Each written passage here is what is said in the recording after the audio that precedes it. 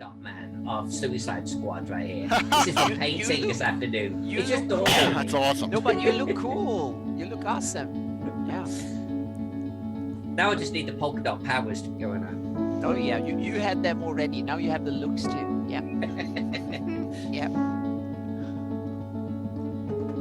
I am looking forward to this, both of you. I've been looking forward to this since the last show. Good. This is so much fun. So we had a great show on Wednesday talking about castles and fortifications and stuff. And that's this too. So I'm looking. That was forward to both. that was good. What's up, Troy? Hello. Troy, tell me my sound's better than Thursday night, please, than last night. That's all I want to hear is that the sound's way better. Perfect. The sound is great. There you go. Jared is trying to join on his iPhone and it's not letting him. What? Uh-oh. I hope he has Zoom somewhere. He has Zoom on his iPhone? They might just use on a browser and it might not work. So yeah. All right. So if he has Zoom, he needs to go to the Zoom app and I'm gonna give me 1 second here. He needs to type in these numbers. Yep. 1 second here. Yeah, the link don't work on It's embedded in there, but here it's. Yeah, he needs to copy it. Let me. Is it that 98311? Yes, that's it. Yes, that's it. Oh, here he comes. Yeah. Here he comes.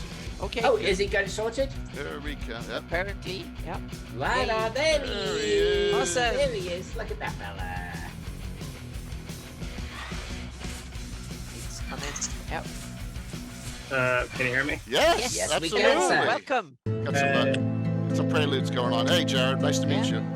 Yeah. Hey, Caught us put the early ads there, so welcome. Gonna have a nice crowd tonight too. It's gonna be a real fun show. Looking forward to it. Does that work? Well, Yeah, you're on your side. Tilt Sideways it a bit on now. the side of it, but it might. Yeah. You have to unlock the one that you can change it's a function. Yeah, so you can unlock it that way. You can now if you have that unlocked, then yeah. There you go. There you go. Perfect. Yep. That's Awesome. sweet, man. Yep. Nice. Yep. Perfect. Loud and clear. That's great to hear, Rox. Thank you very much. Which crowd is coming on? Yeah. Getting my ads and stuff up here, but it looks like it'll be a really nice sized crowd tonight. I think we'll have.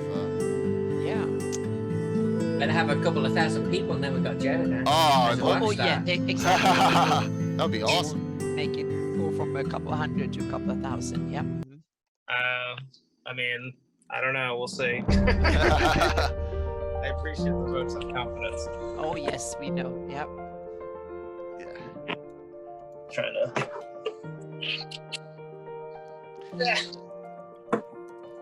It's early still too. Yeah. And not Is that everyone's like- used to us being on Anno on a Friday night yet. You know what I mean? So No, that's we're true. working Yeah. on it. Mm-hmm. Working on getting Well, that. occasionally you have extra special shows on Fridays. So Yeah. Too true.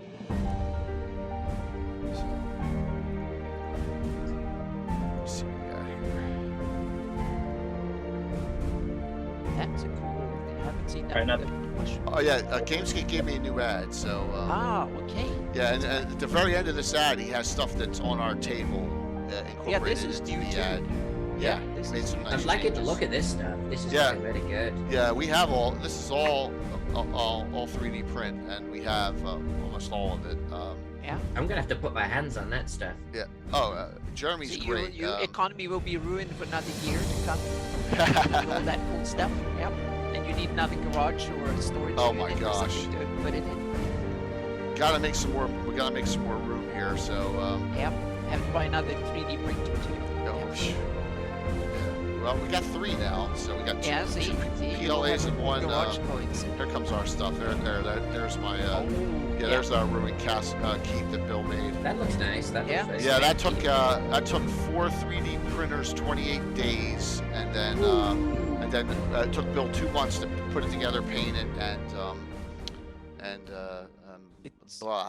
adorn it with all the. It's almost like building a real house. It takes forever. Yeah, it's like a this big stuff project. it tends to. What time we got here? Okay, Yeah. got a minute, a couple minutes here. So.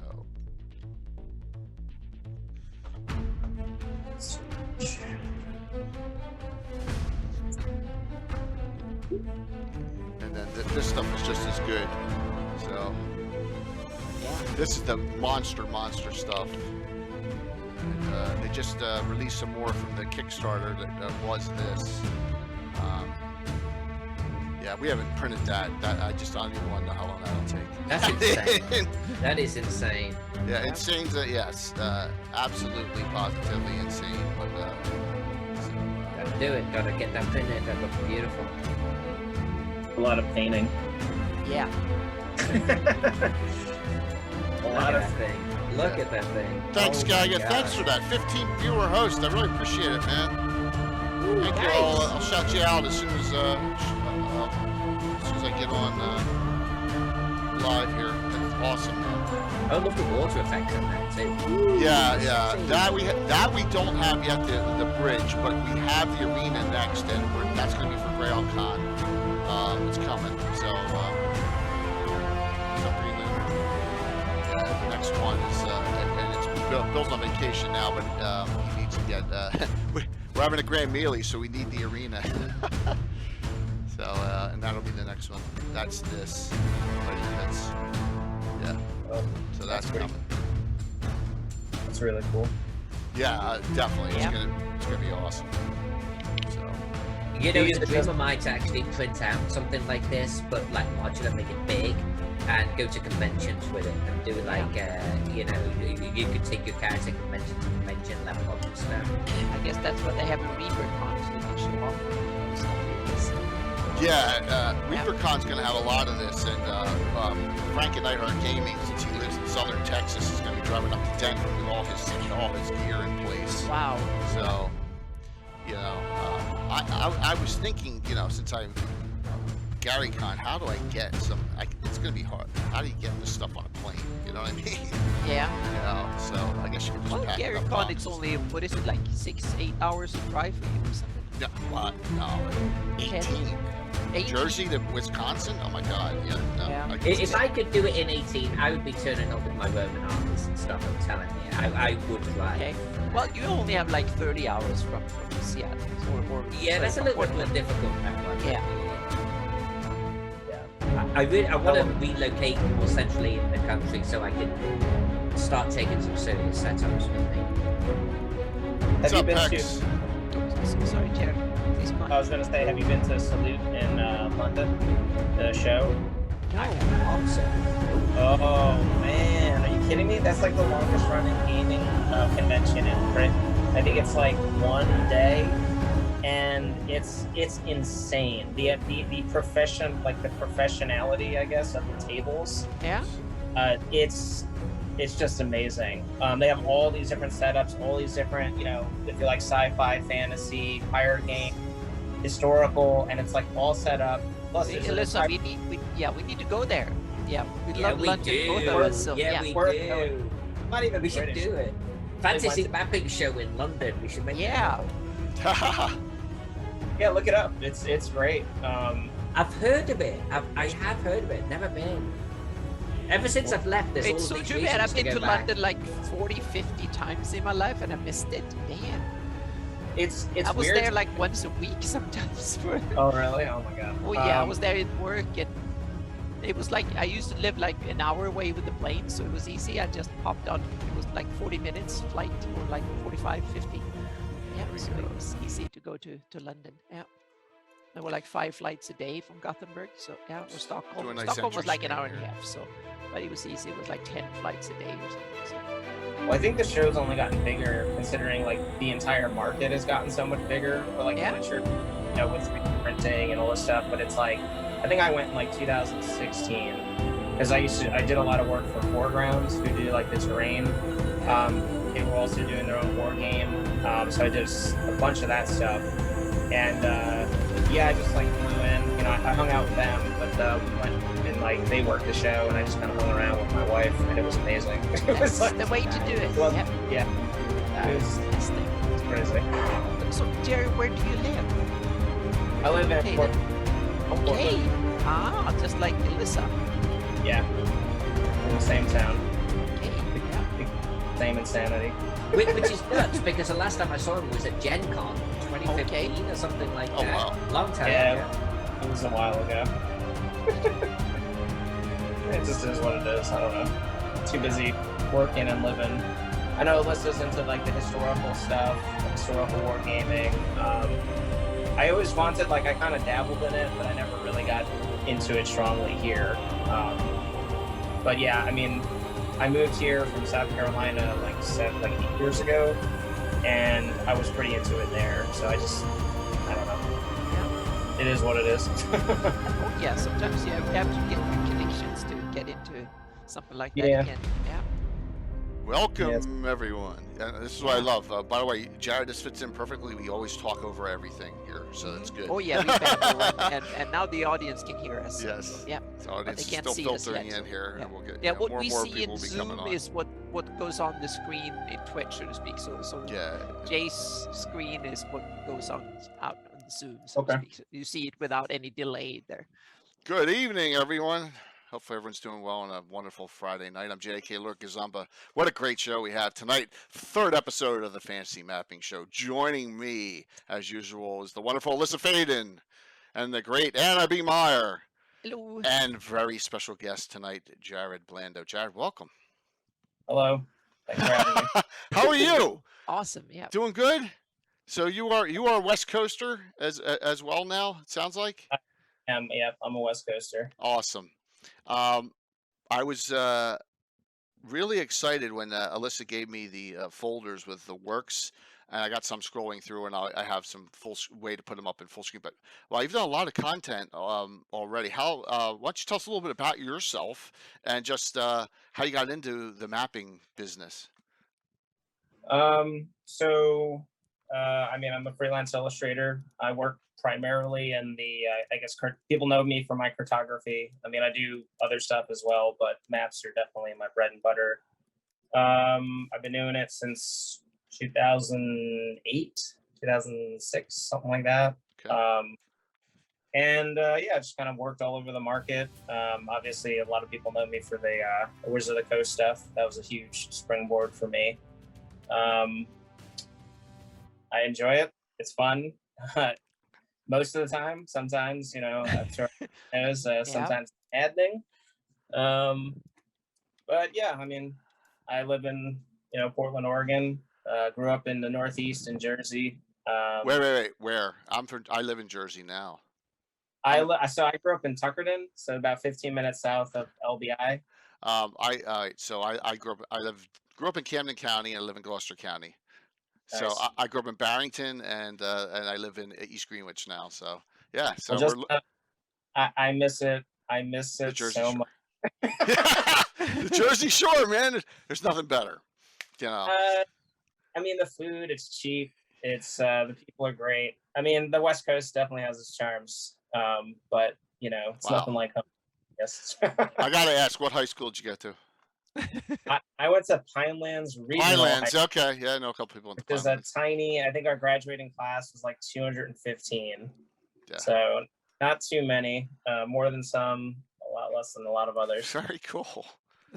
That's awesome. Yeah. Wow, amazing. Lived about 40 minutes away from each other. So tonight we're going to discuss the setting map, and I got a lot of different ones to put up, but why don't Alyssa, Anna, who wants to take it up first and start off the discussion on some ideas on This is Anna's subject. Oh, it's my fault, so I guess I have to start. Yeah, I thought that we had the first episode. We have Dungeon maps that I think is the most first iconic map type of D&D, so to speak, and role-playing games. But I think the setting map is the close second. That has been kind of the defining cartography genre of the setting or of the game, so to speak, that each world should have a defining map that kind of defines it both geographically, thematically, and stuff like that.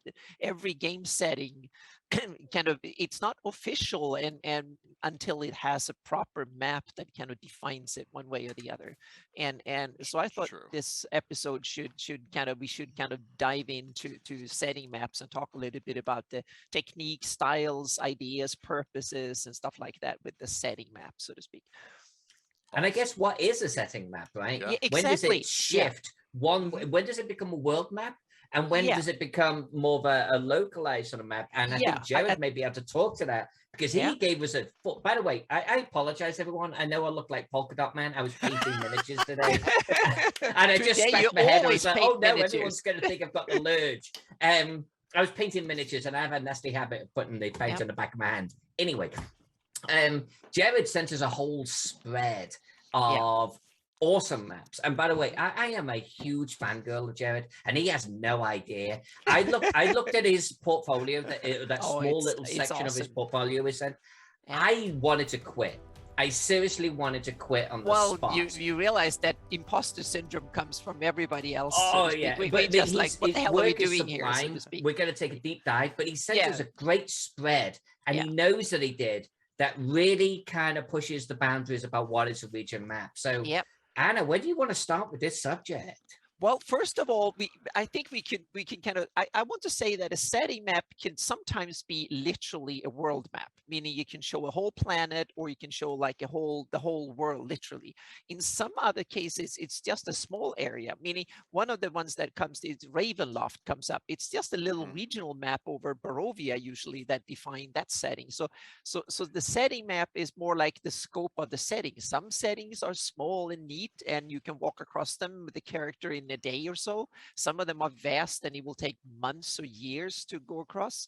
So I think the setting map, and it's also different of scale, meaning some setting maps are just a book page, and some of them are like huge posters. So that's another aspect to them. So they don't come necessarily showing a typical scale or a typical style, but what I think is that define the whole area that the game setting encompasses, so to speak, both in style and in scope, so to speak. I think that's my key definition of a setting map. And it's also the one that everybody who plays in that setting recognizes it as the map of the setting, so to speak.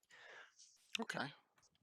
Interesting. Jared, what are your thoughts on that? I mean, do you see no differentiation between a world map and a setting map, or is it just, No, that's correct. I mean, to put it simply, because I mean, there's if you're doing, like, I would say there's a difference between like a world map and a regional map, right? Or like a county map.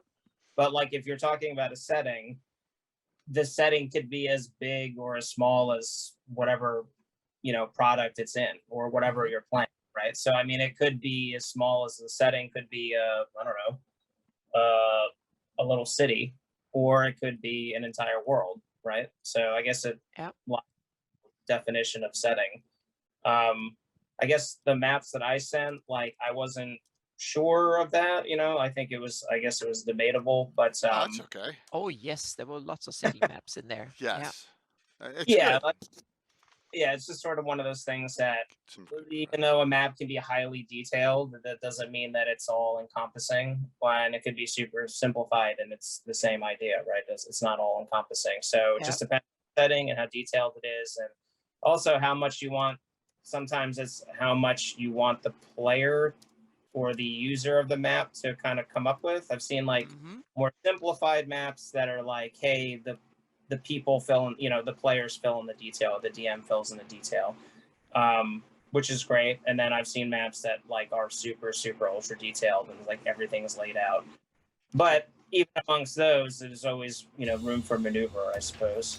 So, and with this definition, with this definition that's being defined here. I mean, let's do English, Peyton.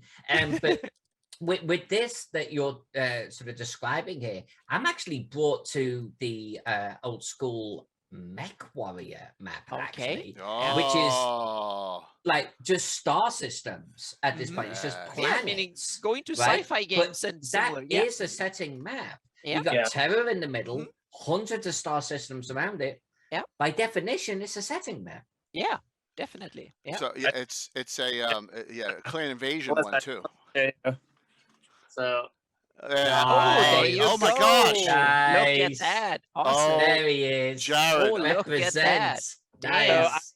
I only recently, within the last 2 years, have I gotten into BattleTech, but I've gotten into BattleTech hard, and Ooh, okay. Yeah. it's a great setting. It's a great set. It has its problems, but I'm surprised. You know, I'm actually a Capellan man, which a lot of people despise. Your the house, Capellan. Lau. Oh. Oh. There's a man. reaction. There it is. No, wait. If you work for McCarran's Armored Cavalry, though, then I have respect for you. So there you go. Hey, you So I'm know, delving deep now. House Haritsu, the McCarran's Armored Cavalry, freaking great. Yeah. I like them because I love like Imperial China and Starship Troopers, Okay. and that's That just makes sense. and I'm like, that's great, but that's really fun. So I'm going some of the to. other- you know, We're going to make Jared a little jealous here. If I have, they're Yeah, not see if you can find shown. it. No, you know what? I'm gonna have to search for them. But I have my basement maps, and I have 2,000 BattleTech Fit You miniatures, dabble quite a Oh bit my- into BattleTech. Yeah. including Unseens, like Yeah. a ton of them, like 100. What subject matter did I unlock? Yes, it? you over there, Kara. I was gonna say, We'll get to listen, that. you stepped into I'll search for that. the Yeah, most awesome sidetrack here. Also, in other news, Jared and I come to your house and we're playing BattleTech. Yeah. Mhm. Oh, I've actually done some work for when I first started. I did some work for Operation Klondike. I did 4 pieces. oh wow. But here's the thing though, like I was pretty new and I wasn't very good at inking. Only recently have I like delved into inking because I was like I love it, but I'm traditionally really like weak at it. So like when I first started, I actually portfolio dropped at Gen Con and I talked to CGL or CG whatever Catalyst Games. And so I got 4 pieces out of that. And when I turned them in, like the sketches were great.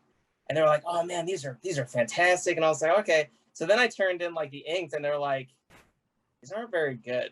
I was like, Oh my gosh. well, I'm not great at inking. And they're like, oh, like, so can we take these and like re-ink them? I was like, yeah, that's fine. I mean, you're the client, you know, I just feel bad that they weren't up to snuff. So if you look at the Operation Klondike book, I do have 4 pieces, but they are re-inked. That is However, awesome.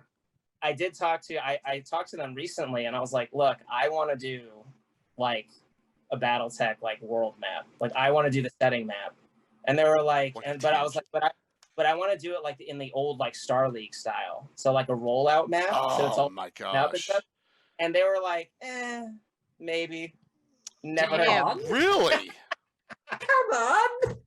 Yeah. I was like, that'd be so fucking badass. Excuse my Yeah, language, you but could. That's okay. That's Yeah. okay. Mhm. That's okay. So I found the pick. Oh.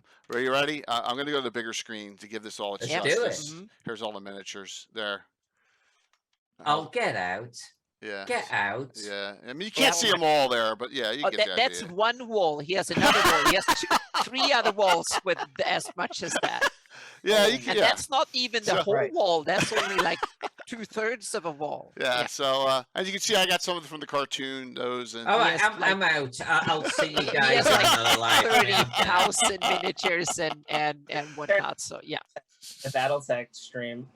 So wait. Yes, So I haven't done a BattleTech stream, Jared, in 2 years, and we're Canadian Ancient Gamer, one of our top followers, is like, you gotta do one. So Jared, if you ever come back to, do you have family in New Jersey? Yeah. Well, I have a sister in Philly, and I got family in New York. So He no. lives, yeah. So if you ever come back, man, basement. Anna's been in the basement, so there Yeah, you go. I survived the basement. Yeah, so, we'll get a BattleTech game Yeah. or a D&D game, whatever you want in the basement there. So I'd be down for that. Well, I've actually been playing Alpha Strike. Okay. I do. BattleTech is fine. It just for me, it just Yeah. takes so long. And I do love the I love Alpha Strike because it's combined arms. right. So I like tanks and because I got a bunch of painted miniatures and stuff behind me. Yeah, no, it's cool, man. We use a lot of tanks. Like we use a lot of the Poes from McCarran's and all that stuff. You know, we you know, and Pattons and Rommels and all those. We don't get into the small arms operations. But I'm sorry, we're getting off on a tangent. No, here, no, but... this is awesome. Yeah. But yeah, I Battletech's love great. this tangent. This is the best tangent Oh ever. yeah, exactly. Battletech is wonderful. I'll try and find my Battletech picks as we go and say, hey, here's a setting map of a Battletech. The last stream I did Battletech wise, I have it on here somewhere. Yeah. So yeah, go ahead, and everybody who watched this have to say that Jay said, I don't know what to say. I just be a fly on the wall on this show, whatever. And now he's still in the first half hour. This is right. Awesome. Yeah, he wasn't ever going to actually appear even on the show. Yeah. Now look at This him is boasting so of his cool. collection. I couldn't believe you went there. It was Battletech. Oh my gosh. Yeah. Well, and I have probably the equivalent of one of your shelves right there. Okay. And I love it. It's from the 80s and the 90s. Oh yeah. And I have maybe most of the books and the box sets. And I love it. I love the setting because we're talking settings. Right. But this, no. That's another No, we level. can't be friends anymore. It's a fun game too. So yeah, I think we have, as you can see on that one shelf, the mid shelf, we only have like 10 original Marauder 2s. You know, and about 10 original Marauders. You know, it's nothing. But all right, so let's boom here. I popped up a Jared map to get off the background maps, everyone. Mm-hmm. So there you go. Can we actually bring up like this full screen? Can we do this? I want people to see. Well, I can blow this up as much. I can blow it up as much as you want. And then I want people to see this, and I want you to recognize like a lot of the artistic talent that is in this. Not only the shadows and the drawing, but the composition and just how beautiful. It's almost, to me, this feels just clean, almost simplistic. It's not overdone. Like, I'm a big advocate of less is more, and this just gets that balance perfectly for me. It's not fully colored, you know, and I love this map. I love this map quite a bit. Jared, can you tell us about what this is? Exactly, and how you did it, and what technique and stuff, tools and so on. So I work primarily in Photoshop, CS4, I think. It's one of the older ones now. Mm-hmm.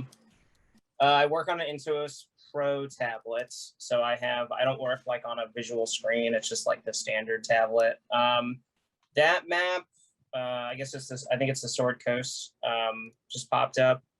Yeah, it was interesting. I got hit up by, I think it was Kobold Press put that out. So WotC was like experimenting with like using like third-party publishers in the beginning for the launch of 5th edition, and they weren't sure how it was going to go. And you know, basically Kobold hit me up and they're like, "Hey, we have this bunch of maps." And when they do that, they generally assign you like, it's like a secret word.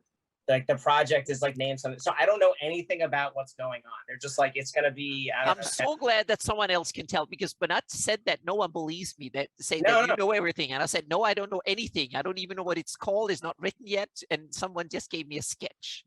And you know what's funny? Like I like 5th edition. And I run games out of it, but I run it out of Birthright, which is the AD&D campaign. Birthright, really? Oh, awesome! Yeah, wow. That's my favorite. That's my favorite D&D, because it's the most, to me. It's kind of high magic, but it's more like dark. It's like things are decided with steel and like armies and stuff, and I like that more. So I don't know that much about the Forgotten Realms. I've read like the first 3 Driz novels, which I like the first 2, and then I was like, all right, I've had enough. It's fine. It's very high magic.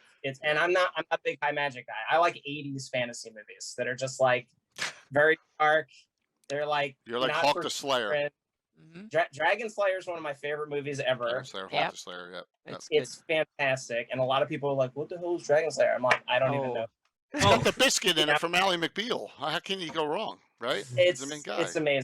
Yeah, it's amazing. We don't do tests. Yep. Very cool. I'm a big Tolkienite, you know. So like, I try to like, I'm a huge Tolkien fan. It's embarrassing. So like, again, I like that kind of mixture of like history or whatever. So I try to bring that stuff into maps that I'm doing.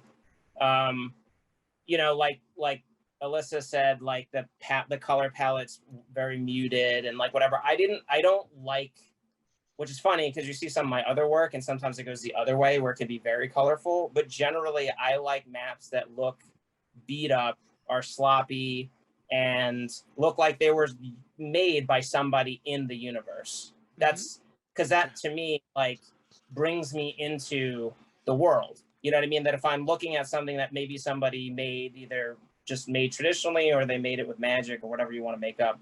But you know, there's going to be glyphs and all kinds of like weird design elements and stuff that you just wouldn't understand as a reader. As an onlooker looking inside this world, you wouldn't understand everything. That's the fun of fantasy, right? It's the mystery, it's the magic. And another thing with 5th edition, and I love it, but like the magic system for me, it's like it's so like exact. It's like kind of a turnoff for me. I like things to be sloppy. Like, I agree 100%. I agree. You know, leave it up to the player, leave it up to the DM, whatever, they'll figure it out. But some people don't like that. They like how exact it is, and that's fine. But when it comes to this map, you know, they had a sketch, a traditional, you know, the original, I guess, is either the first or the second version of like the Sword Coast. So I took that and I, you know, put my stamp on it, I guess.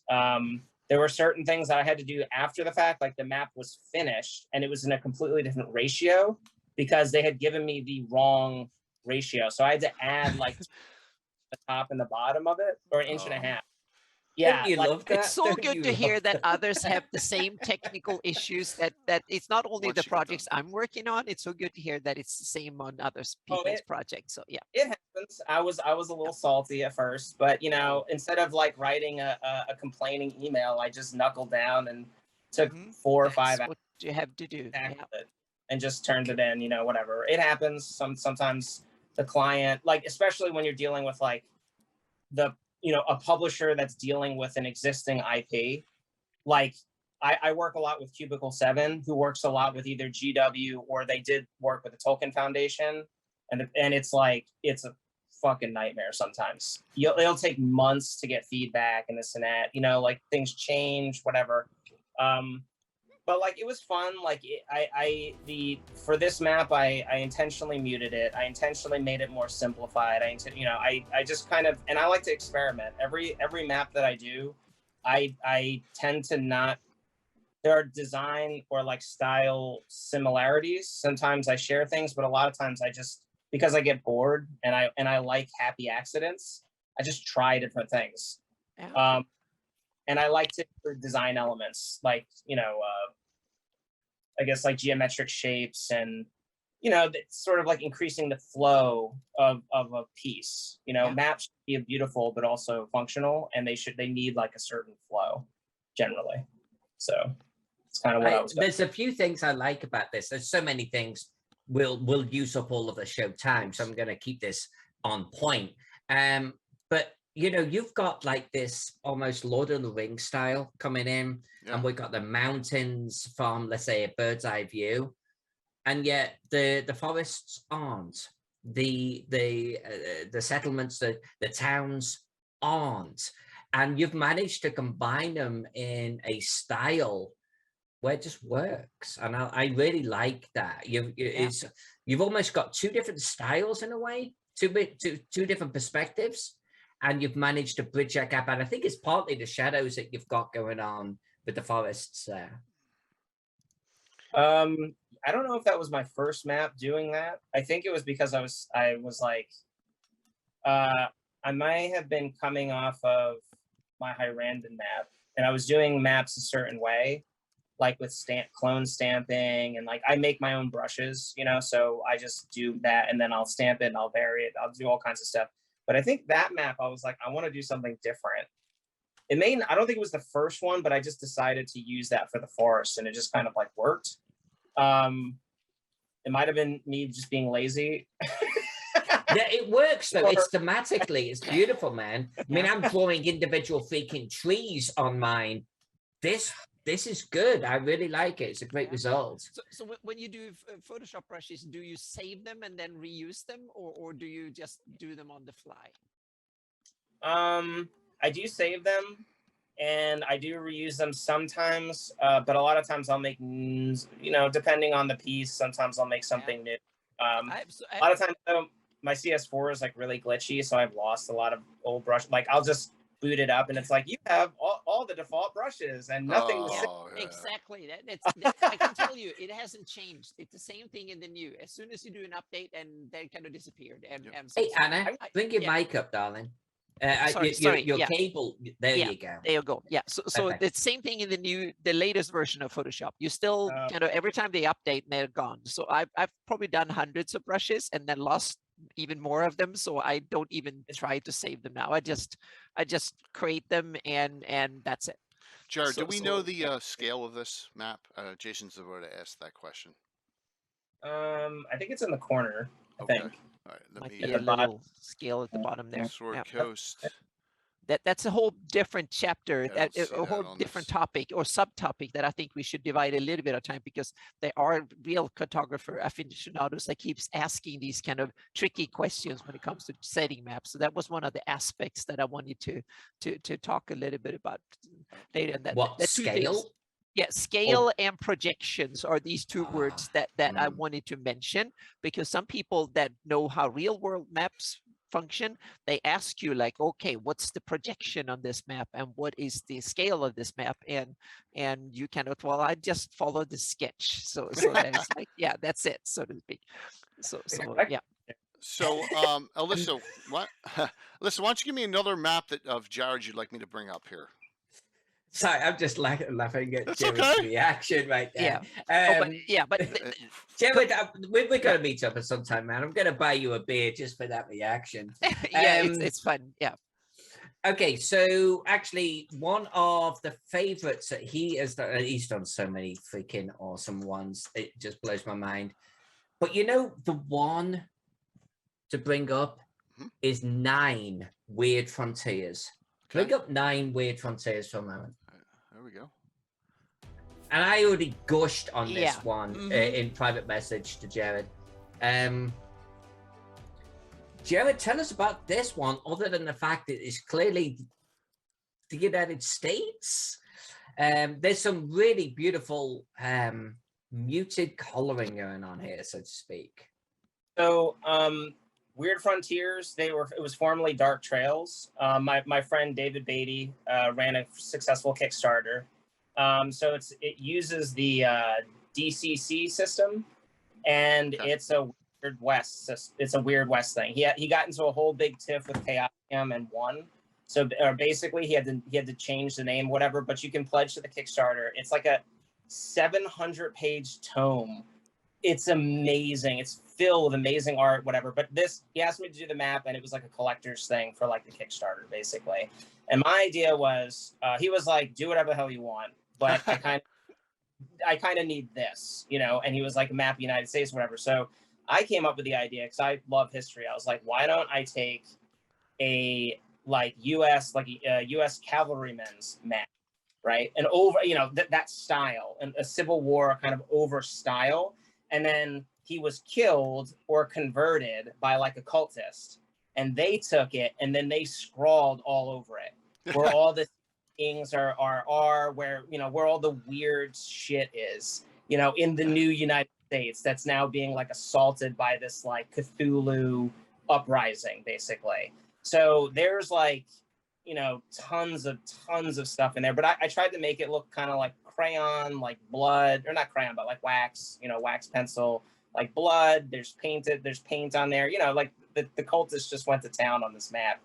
And it's festooned with sigils and all the secret information that a DM could probably use, you know what I mean, and or take advantage of.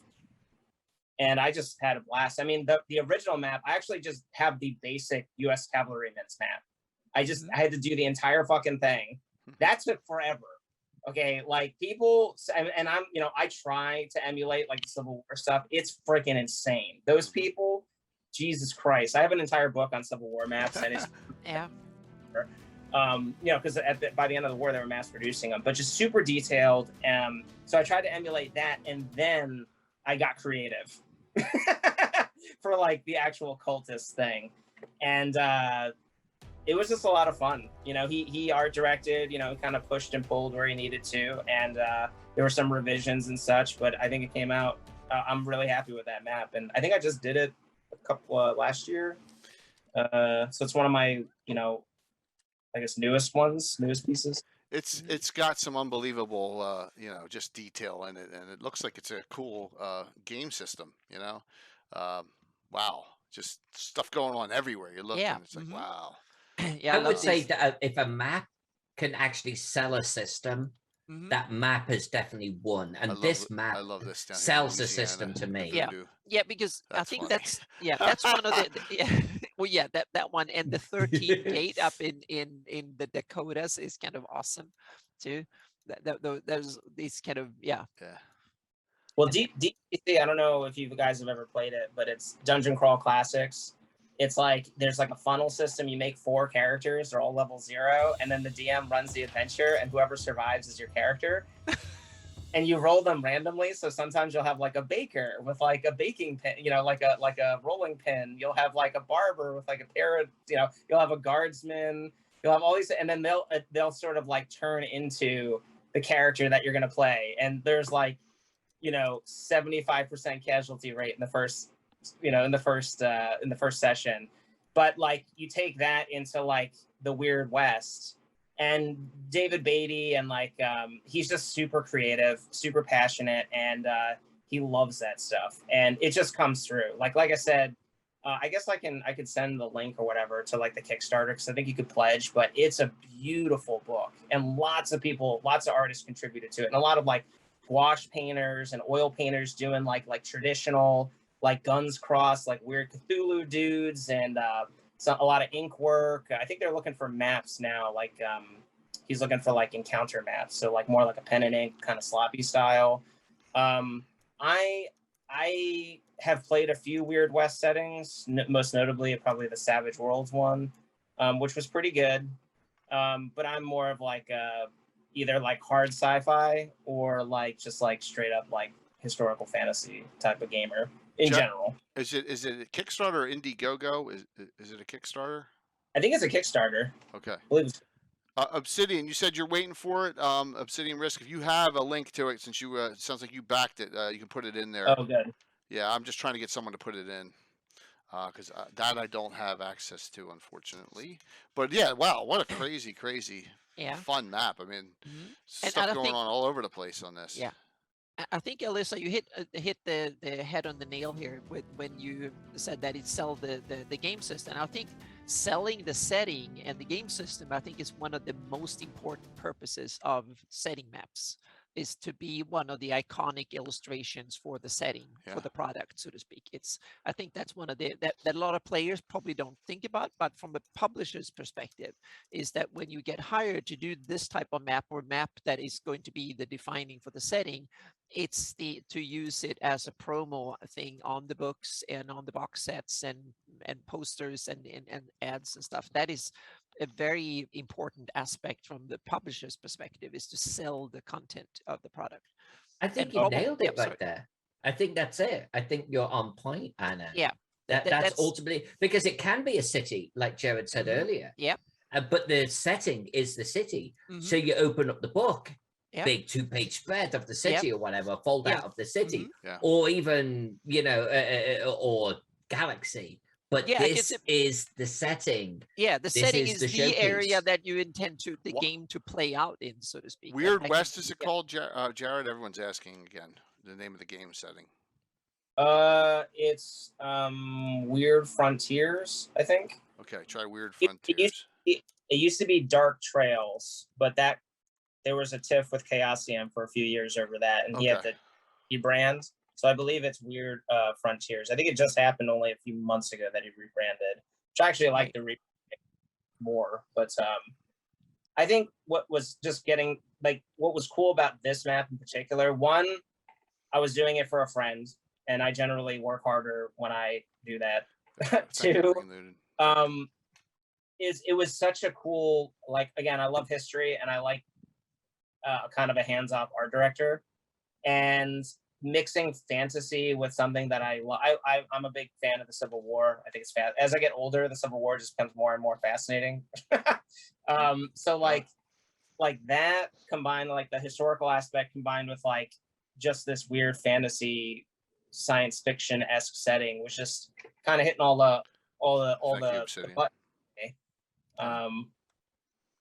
And yeah, you know, again, just being able to be creative and taking ideas and kind of putting your own spin on them and seeing what sticks and what doesn't. I just had a lot of fun with it, you know. Very, very One of- cool. Yeah, it's awesome. Awesome. All right. So as we go around here, Alyssa, you want to show up one of yours, and we'll do one of Anna's? What would you like Yeah, to? sure. Yeah, that Yeah. works. I was going to ask to I'll see leave one this of in the Anna's, background. but you know, I don't do region maps so much. So Well, you got some. Good well, ones You here. do. You do. Yeah. I guess I got a couple here. Well, how about we do old countries just for a completely different take on it? Okay. You know, people asking for scale and stuff. Let's do old countries Yeah. where there is no scale, because I don't know what's going on in this one. Okay. Oh yeah. So That's this it. was for Timothy Brown. Timothy Brown is actually the original designer, writer of Dark Sun. I loved Dark Sun back in the day, and talk about the artwork out of it. So when Timothy Brown came to me at Gen Con, I was like, hey, I'm doing this this setting here called Old Countries. Would you do the map for me? I was like, oh, hell yes. I think he even had Brom involved too. So I was like, am I going to pay you to be part of this project? I'm in. And this was a fun one because he wanted this outlandish stuff. So this is, I don't even know what you would call this style. I mean, yeah, it's kind of semi what I would call Lord of the Rings. I call it bird's eye view, kind of looking down. But it's like zoom in on the top left corner there a little bit. That groundwork there is a hive system for creatures. Yep. And I'm like, and they burrow into the ground. I'm like, what am I gonna do for this? So I actually looked at bone marrow. Yeah, it's so cool. I was just yeah. I drew bone marrow for Jared, this. maximize my pick Yep. in Zoom if you want. That'll make it easier for you to see. This is one of my two overland styles that I have. It's basic, and it's way more colorful than what we've just been looking at. Even a little saturated, really. Yeah. But this is kind of my look that I go for on my overland regional setting maps right here. Although this is an extreme, because how many bone marrows do you get, or an area called the scab if you pan to the right a little bit right there. But I love the that's rift, scab. the seesaw. You kind of twisted it out like that. Ooh, that it's awesome. Yeah. This was a kind of a cool map to work on, because it was that I got a sketch. It's always nice if a client gives you a sketch. Yeah. And they were like, this is what we would need in these locations. And it was like, we need a scab. There's a place called the Park. It bleeds out the ground like lava, and it heads over towards the east and just kind of just like chars and fades away. I'm like, but and then so you were talking, Jared, about art direction. Timothy Brown was just like, just do what you want. Just do what you want. But okay.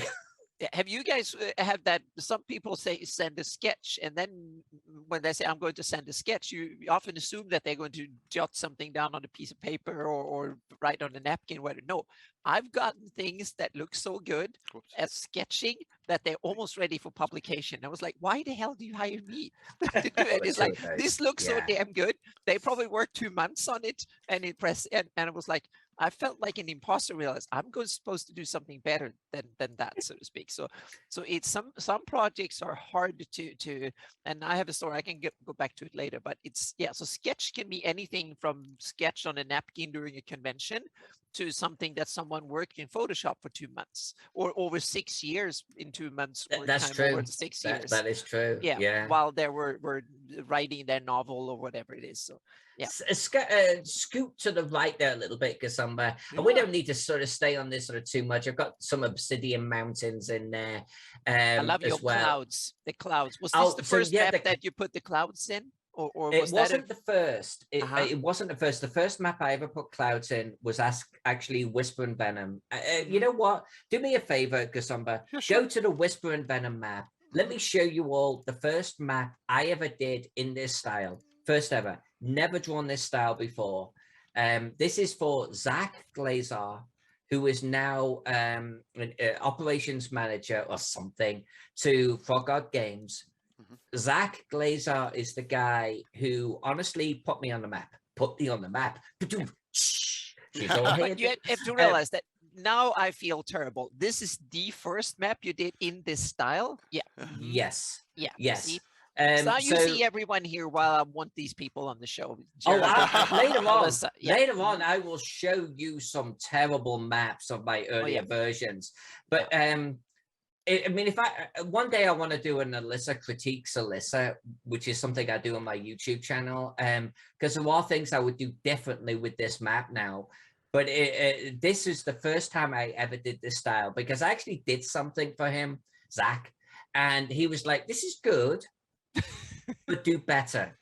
Jared, it was a little bit like your ink work, but it was like, but this is now on you to do better. And I'm like, and he was like, but he's like, it doesn't matter about the money, just do better. And I was like, okay, this guy's serious. This guy really wants something special. And so I went out to do something very, very, very different that I've not done before. And this is the first time I ever put clouds on a map, ever. Cool. But after this, everyone wanted clouds on a map, including the pro fantasy folks. They were like, they asked me for a symbol set or something. And they were like, and give me your clouds. Okay. Apparently my clouds are a thing. Yeah. Oh, that's cool. Very, very cool. Yeah. All right, Anna, what do you want to show? Let's see. I put some bad examples, but let's wait with them until. Yeah, I have one. Let's go with you have one, the 1824 guide, JPEG, the first one. It's for Hans Cummings. He's an author that writes sci-fi and fantasy and stuff. And this was one of the early setting maps I did professionally, so to speak. How many years ago? This is like 7-8 years ago or something like that, I think. Yeah, something like that, 2012 or something, 2012, 13, I think. And the interesting thing is that same year, I worked I did 3 big projects. And all 3 of them, I had to replace Jonathan Roberts' work.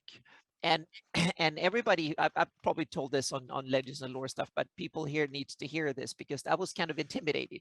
Jonathan Roberts that year did the Game of Thrones map. And the same year, I had to replace his work with my stuff in 3 projects. And I was like, uh-oh. And he was like, top of the rage. He was like the coolest thing in cartography that year, so to speak. It was the Game of the Thrones map, and he had done that.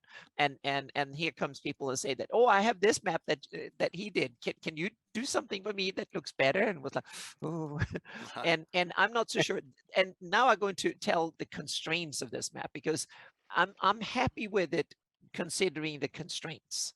First of all, we had a limited budget, meaning we only had like a month to work on it or something. I worked on it for longer, but it was a very limited budget money-wise. And it was a map that was supposed to go on a 24 by 36 poster in color and on a small little pocket book in black and white, the same map.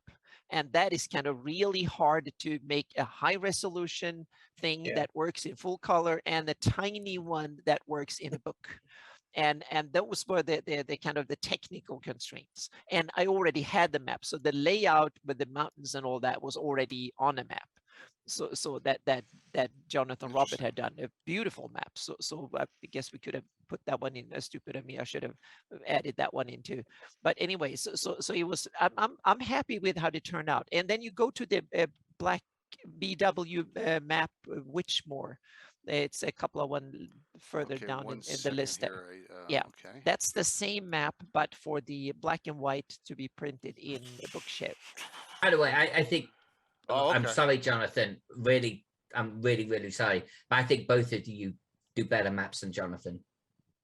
I'm going Well, on it record. depends because I think Jonathan Roberts have done some fantastic work in styles that I can't match. But in my style, I think I'm superior than him. But we all have our specialities, so to speak. So this is but this kind of shows that you often have to work, meaning you don't get to design what the map's supposed to look like. And there's often technical constraints that as soon as you work on a commission, all of a sudden you can't sit and doodle the way you want for months just to make it perfect. You just have to work within a time frame, and you have to crack it out, and it needs to be delivered on time, so to speak.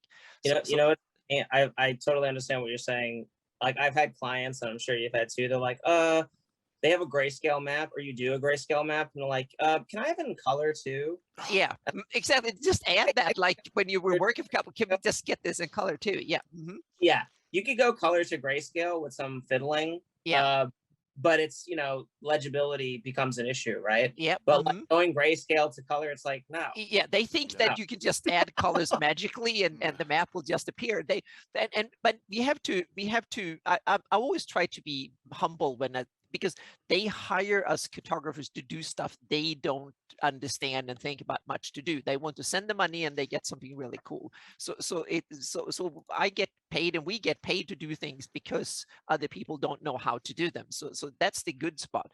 But the sad bit is that they don't understand often anything. You have to they are writers, most of the people that are book publishers and stuff, that they write words. And that means that when you try to explain graphical things, it's like talking to a colorblind trying to explain colors and stuff. So it's kind of often very, very difficult. And you get the most weird changes all of a sudden that come. So we should have, there's a lot of interesting, but there's often you have these kind of constraints. So that's why I think almost all of us, at least I have my Greyhawk maps, that is my fallback kind of hobby project that I can do the way I want them done. And they take as long as they need to in order to be as good as I can make them, so to speak. And I can do them the way I want them. And I think a lot of cartographers do that just both to show clients and also to get the frustrations out, and you can work on something and then you can cut all the corners in the world when you work on the commission stuff. So I don't know. How about you, Jared? Do you have some pet projects do you do just for fun? Yes. I mean, I've kind of transitioned into for fun. Again, I kind of do I do digital pen and ink. So I do some BattleTech illustrations. I do some character stuff. I do, because I do a lot of figurative stuff too. It's just like people, they know me as a map guy, and I like doing maps. I would say I think I included 2 here, the Hyrandon maps, the East and the West. Those were just my stuff, and that was like this one? basically throwing that was like throwing everything in the kitchen sink into it just because I wanted to do it. And like I have my own fantasy setting and whatever. It's very like Culture Clash, kind of Dark Ages, Byzantium type of stuff.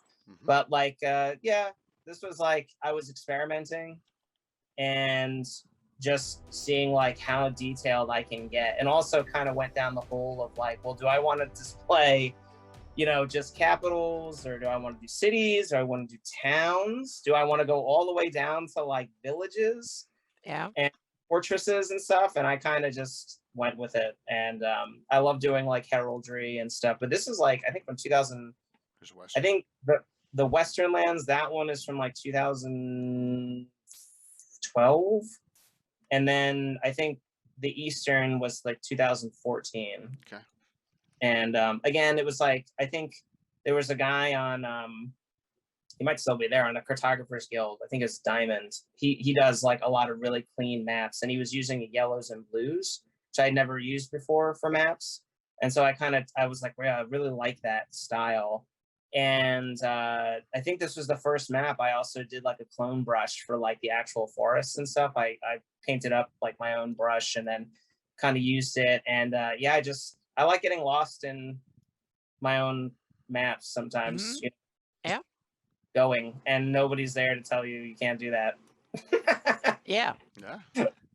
Yeah, Cool. that's the thing. You have to, I think, in order to put the passion in and really work. But sometimes it's hard, like we said, when you work for a client and you have no clue what the thing you're making, it's not written yet, and you only have that sketch and a few emails, or maybe I always try to schedule a Zoom or a Skype call or something so you can talk to, at least a phone call, so you can talk, because otherwise there's so much and information that gets lost, and so I can start asking questions. And I always there's also the possibility that like I've taken projects, even for WotC, I've taken projects like generally when they hire me, they know what the hell they're going to get.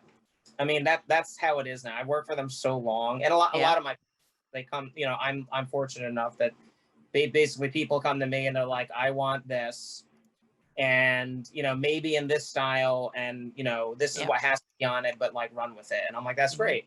However, sometimes with especially like specific settings, especially with like WotC, you know, I get a little too carried away with a map, and I get like I can work really fast if I need to. Like that Mordant map for that I think I sent you. I did that in like a day. It was like WotC. I was just like, yeah. See, now you see that I work like a year sometimes on a project. That's more kind of 6 months is more like my normal style. I'm too lazy for that. I try to make my artwork work for me, and I also try to get good enough where I don't have to draw on all, like I like design elements. And again, like Alyssa was saying, you know, she's like, you use a lot of texture in your work, and I like to like create the illusion that the map is, or the piece is old, you know, and all this stuff. But like if you look into it, like my maps aren't, I don't think they're, some of them, a lot of them aren't like super detailed, at least not in technique.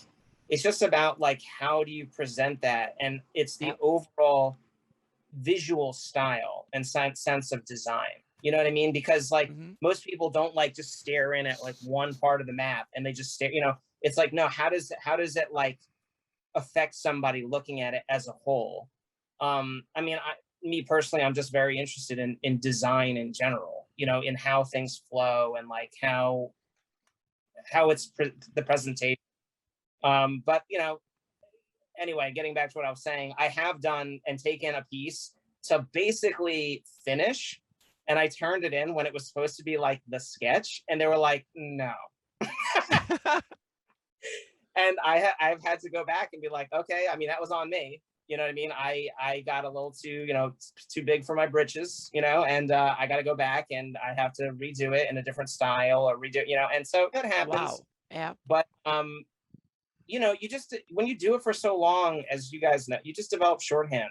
You know what I mean? You kind of know how you, and other times you're terrified about how to do the piece, and you just start doing things, and you just kind of let it take over, and then you're like, okay, that's working, and then you just kind of fall into that. So I guess everybody's different, but I think there are some similarities, right, between when you're creating something like that and not having, I think having no art direction, as opposed to extreme art direction, they can just be just as bad as each other. Because I have clients that are just like, oh, just run with it. And I'm like, you gave me a napkin, and normally, you know, with scrawled on it, and I'm like, that's great, but it's like the same client will come back and be like, I don't like this. I'm like, well, then don't give me the ball and have me run with it if you're not going to trust what I'm going to come up with. Yeah. So I've had clients come back, and I'm like, this is you know, I'm kind of like, this is exactly what I need. Yeah. And this is what I want before I push this. And I'm not going to push this any farther than this specific revision, because I don't want to go back and have to revise 48 things that should have been tackled on an earlier pass. You know? But yeah, but I'm totally with you. But I try to mitigate that by sending them bad stuff to begin with, because if you ask them what they want, you get crickets. Give them something to criticize, and they start criticizing like hell. Meaning someone can say, "Oh, do whatever you want," and then it's because we like anything, and then afterwards, "Oh, we don't like that, that." People don't know what they want, but they know when they see it if they like it or not. So give them something to look at, and they will start telling you what they want. That's my experience. You know, when we do the show, How to Be a Better Client, we'll have to get Jared on for that one. Oh too. Yes, definitely. Yes, we did. Yeah, we have to have a show where we and then we probably should record it first, and then we have to see if we want to air it or not. Oh no, we'll be nice, we'll be professional, but we are going to do one which allows people who want to get a map, or even honestly artwork in general, I would say, about the things that you should be thinking about when commissioning it. You know, the things you should be asking for and providing and watching for and gotchas. It will be an honest to God how to be a better client and for getting better artwork that is on time, that is what you're after, and that will include artwork too. We may bring up some bad client stories. Yeah, we can. Without telling who they are, so to speak. So, I have number one on the list is artwork costs money. Yeah. That's the biggest. I mean, especially for young artists starting out, they're like, I don't know how much to charge. I'm like, charge a lot, because basically people like artwork is worth a lot. It's your vision. It's a unique piece. I mean, granted, it may be a digital file, but it's a unique take on your world or whatever. And it's a craftsman making a piece. You don't ask somebody, it's like, oh yeah, it's gonna cost, it's gonna take me 80 man hours. Oh yeah, I got $300. I'm like, no, that's like $3,800 at least. You know what I mean? Like, and they're like, oh yeah, it's like you're a professional. This is your job. Would you ask your plumber or whatever to just do, to just work for you for free? Like, no, like things cost money, and it's okay to spend that kind of money. Because like, Alyssa just said, you're going to get better art. A happy artist is going to produce much better artwork, just in general. And when that money situation is solved, that both parties are comfortable with the fee, fantastic. You know what I mean? Because I think everybody's worked with clients where that you feel like, they're like, I'm not charging enough money for this. I mean, I've worked with those clients, and it's frustrating because you're like, Jesus Christ, you got to keep putting in extra hours. And those are the clients too that need the most amount of revisions. That's what I. Oh yeah. Yep. So you feel even worse. You're like, oh great, now I got to put in more man hours project that I'm already underpaid for. Yeah. I'm sorry. Go, Gosumba, go. All right, two quick audience questions. One, Grout Bart asks, do you always assume you're going to do it in color, then you can back do it in grayscale because of that grayscale color issue? And secondly, the question from Canadian was, oh my gosh, and I lost it there. Where is it, Patrick? Do any of you freehand your maps? Do more freehand than techniques with the computers and digital? So. Well, I would say with the regards to grayscale and color, generally, if a client should be upfront if they're going to do that, if they want that, because it will affect. I mean, you can always tweak it. You can always push and pull things digitally quite easily, or relatively easily, depending on the piece. But they should be upfront about it. And that also comes back into the fee. It's where's the piece going to be portrayed? Is it going to be a cover? Is it going to be an inside the cover? Is it going to be an interior map? Is it going to be a spot illustration? So if it's going to be used in multiple areas, you're like, okay, well, the fee goes up because you're multi-purposing that same artwork. And, there are companies that's what they do. And I don't like it. And they're generally not liked by a lot of illustrators because they take your work and they just, here's your fee, here, artwork's mine now, do whatever I want with it. And it's like, that's not really what you want as an artist, right? In regards to the second, I mean, a lot of people are like I hand paint all my maps. I mean, while you're doing it digitally, and there are tips and tricks and brushes and stuff, like I paint, especially this particular map that's on the screen. Yeah. It's all freehand. I mean, there's no like, all my texture stuff, all the mountains are drawn in by hand. I mean, I may use a Wacom tablet, but it's essentially the same as drawing on on a parchment, basically, or on a sketch pad or whatever. And the same with painting. It's a funny misconception that people have where like, oh, it's computer done, so it has no value. And I'm like, have you seen any conceptual work from the last 20 years? Justin Sweet and even guys like Chris Moeller and stuff, they dabble with it. It's like all that shit is digital. All that stuff is digital. It's a medium. Yep. You're literally using a tech or a piece, like a tool to bring forth an image, and it's painted. So very cool. Yeah. I like this one. I guess it's showing foods of the area or game or what was the concept on this one that WotC came to you for? Actually, this is for I actually have the book. Okay, cool. There's Josh. What's up, Josh? So that's the it's in Heroes Feast. Oh my gosh. Okay, that's very cool. popular That explains book. It all. Yeah, that explains it all. Yep. This map is Barnes & Noble exclusive. So if you pre-ordered it and it got the special edition, you got this fold-out map with it. So I was actually working. So this is another situation where you're working via third party, right? You're working with, I forgot the publisher. Working through them, but WotC has to approve it. I think Mountain Mifflin or Tenspeed. That was a huge book. Huge. It's a beautiful book too. Yeah. Did a great job. Yeah. Really fun. Very cool. So yeah, this was just cool because I got to again, I like doing figurative stuff and painting, and I got to go in and just go hog, go ham on these different locations, and I had to submit sketches and stuff for each location, have them approved, and then go in and paint them, as well as the map and lay them on top. And so it was a bunch of different things going on. Now, do you know the style or what it's going to come out like right at the beginning? I mean, do you have a vision? How do you go about that? Sometimes I'm like, okay, I like this previous piece that I did. How the hell did I do it? I don't even remember. But I like that look. And so I'll actually, it'll sort of develop as I do it. I do have certain okay, I'm going to do the mountains like this. I have lots of different ways of doing mountains depending on how I feel the map should look to fit whatever the client is looking for, right? So this is a cooking, for a cooking thing, I wanted to look more natural. And the land masses, you can see the mountains and all this stuff. It's not really that detailed, right? Because that's not the center point of the book. Yeah. It needs to be, look, this is West Fair Run. That has to be identifiable, and the different regions have to be identifiable. But really, we're looking at the icons, right?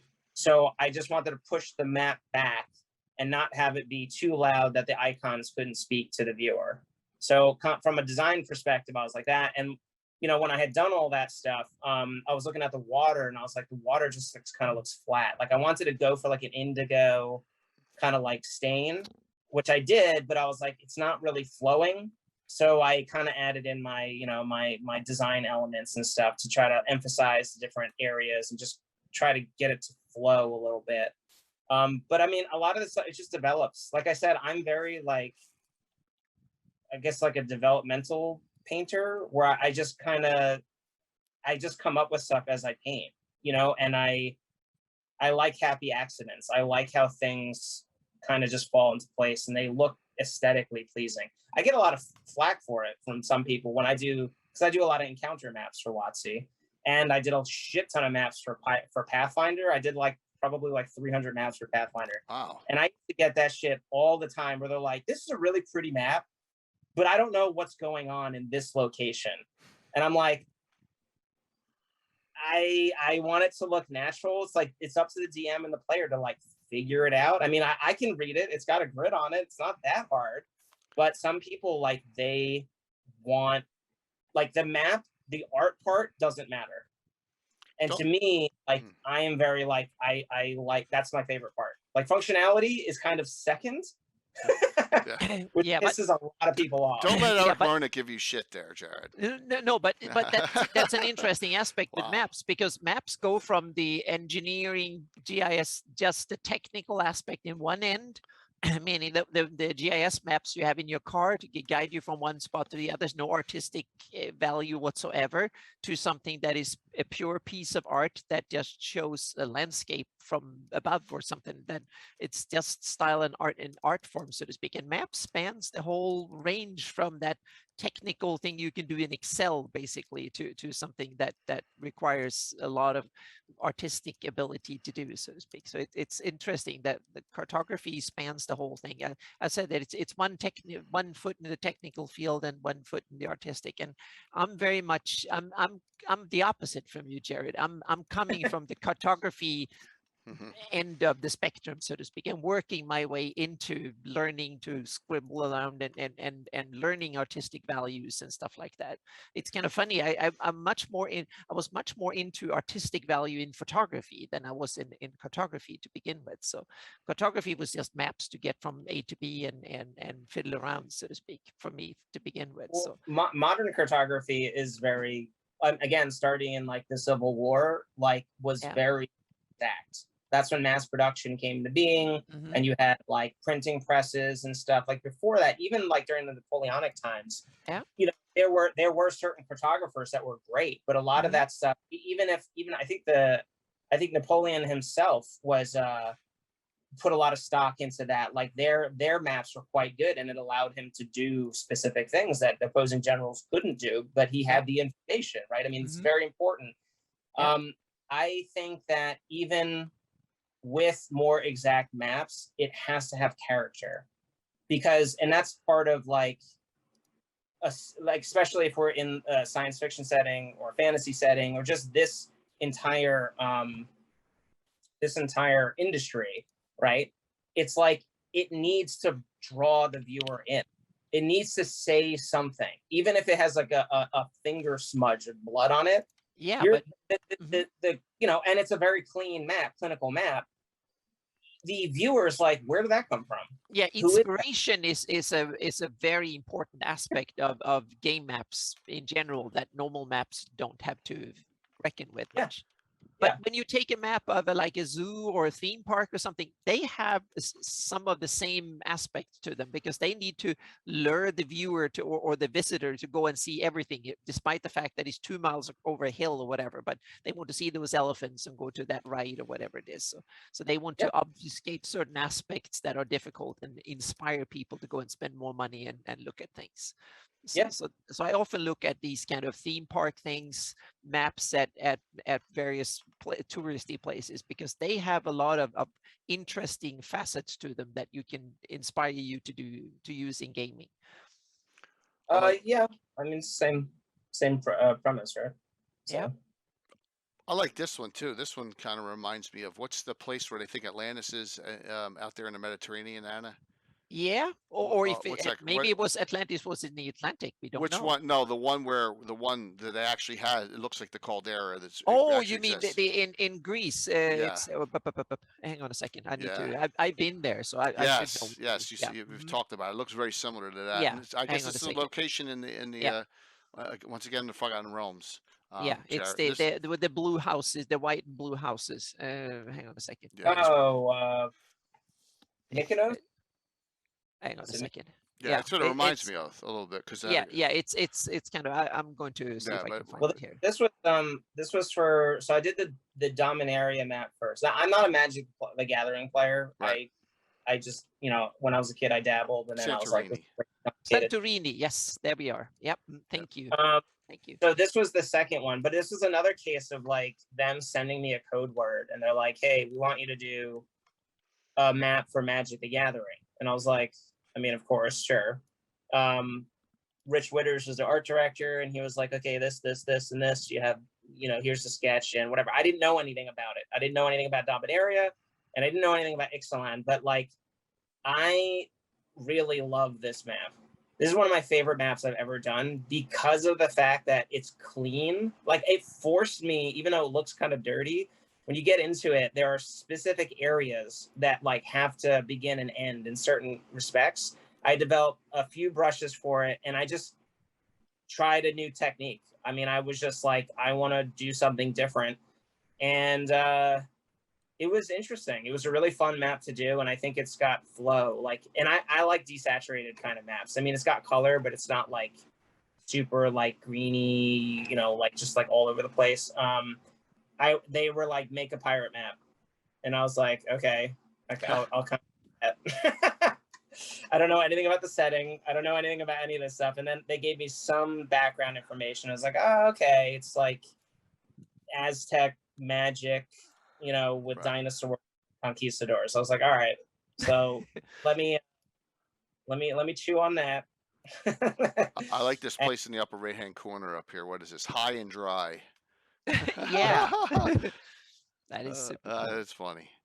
So well, they chopped this map up, and it was the alt foil. So I got like a bunch of artist proofs from WotC for this, because every time you do like a card for Magic, you get like 30 artist proofs. So it's your art on one side and it's blank on the other. So I've actually been doing a lot of I got 30 of each because they chopped it into 10 cards, and then that was an alt foil card for the Ixalan. Yeah, it was like a really weird. I don't know. They've probably done it other times, but it was a really weird release. So it was like a surreal experience being at Gen Con and having people come up to me to sign Magic cards. I was like, that is awesome. And then I've been doing a lot of pen and ink work, just traditional pen and ink work, because I've been using a lot of like Japanese ink brush and that kind of stuff to actually do like landscapes and stuff on these tiny AP cards. So I've been selling those. And it's just refreshing. Like I said, I love doing figurative work and you know, just not like maps are great, but when you do maps for so long, you just get fucking burned out because you just want to. I mean, for me anyway, I was just like I fell into maps. I saw like a niche in the market in 2009 or whatever, 2008, and I was like, I could do better than that. You know, I could do that. And as a freelancer, you just got your finger in every little pot, you know, in every little pie, everything that you can make money on, you know, and if there's a niche, do it. And I mean, I always love maps anyway, so I was like, I could do that.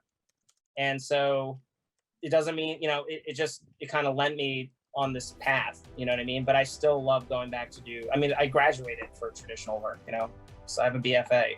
Like, no, this one just stuck. And you're right. As you go in further, it gets more crisp. You know what I mean? And that's really what's so cool about the map. As you're out here, and then as you come in further and further in, you're like, oh wow, look at that, look at that, look at that, and that's really a neat. I love the runes that goes as a ribbon. Yeah, right right through the center here. Yeah, awesome. Like that's like a watermark across the map. It's that is neat. Like, thank you. Yeah, I felt like the map it needed some punch, and like irregularities make it look more natural, right? So I didn't want it right in the center, so I offset it, and then I think I actually put in like. Usually if I use runes, I will spell something out. Like it'll be like the central C or whatever, you know, so somebody couldn't look at it and whatever, and actually decipher it. I don't remember for this one, but I think one of the big things too is like typography itself is a design element. And I think it is so overlooked. And I'm like, these are beautiful shapes. Not only do they actually are the characters and, you know, we use them to speak and to write, but they're works of art in and amongst themselves. And I don't see a lot of cartographers using that to their advantage, which I'm very surprised about. Like a typography a lot of times is like an afterthought. And I'm like, dude, that's like, that can make or break a map just straight up. And project that takes 50% of the time. I've had a few projects where I spent days on working on the right fonts.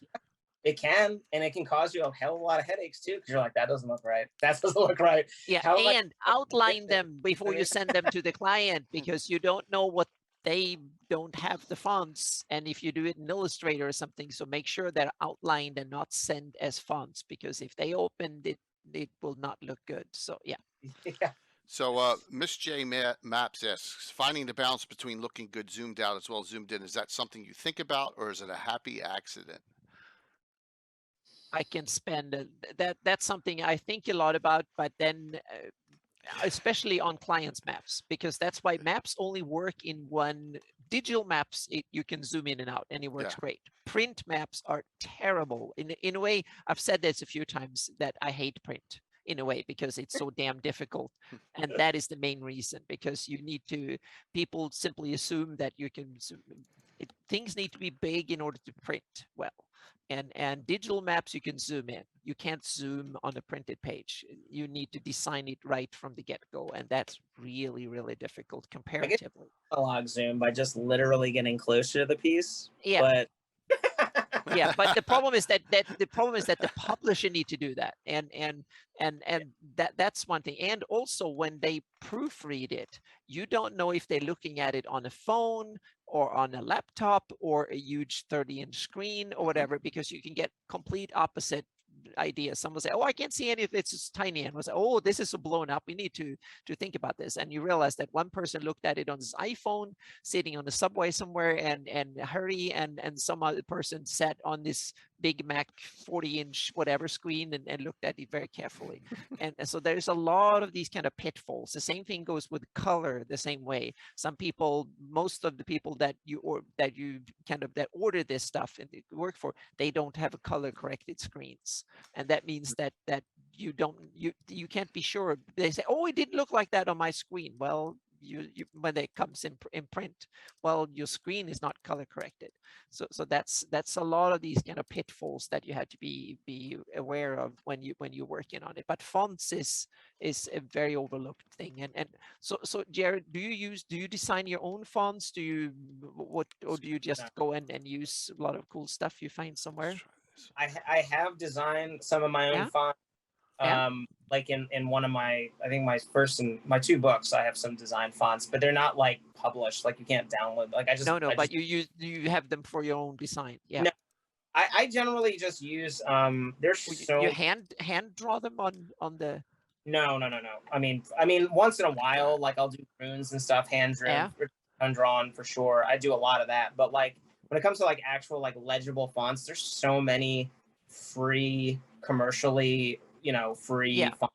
I mean, it's like thousands of them, and I'm like, I don't have time to design my own shit. I like fonts, and I would design my own font, but it takes a lot of work, and I'm usually just mad at you, or I'm just trying to relax. So maybe in the future, I try to select a font that just fits, that's legible and fits. Sometimes I pick illegible fonts on purpose, because again, I like creating that mystery. Or I'll dress up existing fonts. I'll beat them up. I'll paint over them. I'll make them look like somebody made this, or the map has been battered to shit and somebody unfolded it. You know what I mean? And it's all flaky and beaten up. And I mean, for me, that's like the information on a map obviously is important, but even looking at like maps from like, I got a big map from an English giant book of English maps. It's insane. It's like one of my favorite books ever. I bought it at the Mary Rose Museum. It's amazing. It is insanely detailed, but like even they made mistakes. You know what I mean? Like it's the lack of perfection that makes it perfect. That's kind of my motto. Like I want things to look sloppy and beaten up because the human hand is not perfect. I mean, there are those people that are just amazing and they do great work. Like the Narnia maps are some of my favorite maps ever because that guy's a traditional calligrapher. I mean, he's just amazing, just traditional artist. But like for me, like it's just got to look. It's got to look good. It has to be legible, and it needs to evoke. It needs to have some kind of, evoke some kind of mystery and magic, and just get people involved. I don't know. Yeah. I like this Black Stairs. It says DC. Is this a DCC one? No, this is for DC Comics, actually. DC Comics. Oh, okay. Wow. Yeah. Yeah. Oh, wow. I did. So they came out with oh my God, what's the name of the Entrance to the Abyssal Realm. Huh? Yeah. I'm looking for the comic. anymore. Yeah, Okay. I was just going to say, Jared said something really important. I think in the beginning when we talked very first bit about the setting map is that's that it should leave a lot of room for DMs and players to put their own stuff in there. Okay. And that's something that everybody, well, you all know me, that I'm breaking that rule big time, so to speak. So I'm kind of I don't leave room for Okay. anything. So to Last speak. God. Yeah. The Last God. Ooh. Yeah. So this is basically it's a big comic, DC comic, beautiful artwork, and they basically approached me. I had done some work for DC. I can't remember the first project. It was kind of random that some guy was just like, I like fantasy maps, and I think they wanted a fantasy map for The Last God to put inside the setting, like just for people to know what the hell's going on. So I did that, and the guy was like, I was like, 5th edition's like blowing up right now. It's like if you did a Last God supplement, right, you could have some crossover there. So he did. So I wound up doing like 4 or 6 maps for that, and this being one of them. And this is like basically the adventurers have to go to like the ends of the earth basically, and they make a pact with the devil basically. Instead of being, they're supposed to be heroes, but in reality they kind of sold out their own people. It's great. It's fantastic. It's extremely dark fantasy and violent, which I love. But like they needed some setting maps for this setting, and it was just awesome. Like I really love working for DC. They're another one of those that they kind of art directed around what they needed, but then they were like, dude, you're like the fantasy guy, so just like do whatever the hell you want. And I was like, okay. And awesome. Yeah, I mean, just the color palette and everything in this was just sort of like, I wanted to like make it kind of muted, and then just like it's literally the edge of the world. Yeah, and I like get that feel. Yeah, what would that look like? And like the last stair, the black stair is like it's cool. I think where you make like sacrifices to like this god, and it's just like a void. And I was like, that's cool. So I love the look of like kind of like India ink when it like fades. So it looks like really, it creates like on parchment. I use some inks of my own, like Noodler's ink and stuff. And like, it just creates these like really weird, like warped effects. And I was like, yeah, it should look like weird and ethereal and strange. And it just looks like the map was like dipped in like some kind of like weird sludge. Yeah. It's super cool look to it. Greyhawk Bard asked Jared, what was the name of the book again with all the maps in it you bought at the museum? Oh God. The Mary Rose one? That's it. Mary Rose. Well, he's looking there. Alyssa, what would you like for us to bring up of yours there? Some of your older stuff we could do, or what would you? Yeah, you know what? After looking at these incredible maps from Yes. Jared, and we're coming into the last 40 minutes of the show. Yes. How about I show something that looks awful? Something Okay, I have did one I'm back in gonna the show afterwards, so- 80s. All right. Okay. Let's do it. Right. To bring up, I got the older maps. I got where it all started. 6 here. Yep. Yeah. Why don't we bring up the one that's called Humor? Here we go. Or Humor. We're going to do bad ones here. Or All right. This is maybe the first map I ever drew. Right. It was back in the 80s. It's my own setting. And I'm like, the only inspiration I've got, there's no internet. So I'm using fine ink pen on paper. That's a plus. The paper was yellow. Weird, but okay. And you the looked only at inspiration- ordnance survey maps a lot. So to Yes. speak. So yeah. So I've got contours all over this goddamn Yeah. thing. I pulled away from that eventually because I don't like the look. It has the wrong vibe. And I colored it in felt tips. And I think you can tell because I didn't know better, at all. I mean, nowadays I'd probably maybe do it in pencils, colored pencils. It have a nice feel, a better feel to it. But this is maybe the first map it's the first map I ever drew right here. Okay. But it's cool. I love the style of the lettering. It's great. Yeah. I did a 3-year campaign in this thing. And then eventually go. kind of blew up from there, Yeah. But I mean, look at that dark blue. look at that. It's like, Well, it kind of sticks out a little bit too hard, maybe. Yeah, the contrast is it kind of you should have taken the little less blue thingy. Yeah. I really like that. I actually think it's great. It's like I've gone from the natural kind of yellow buff of the paper into a soft, maybe that's even pencil because it doesn't look like felt tip. And then just the next blue I had apparently was that. Yeah, so but it's cool. This is and a look map. at this, look at the scale. Look at the scale up at top right.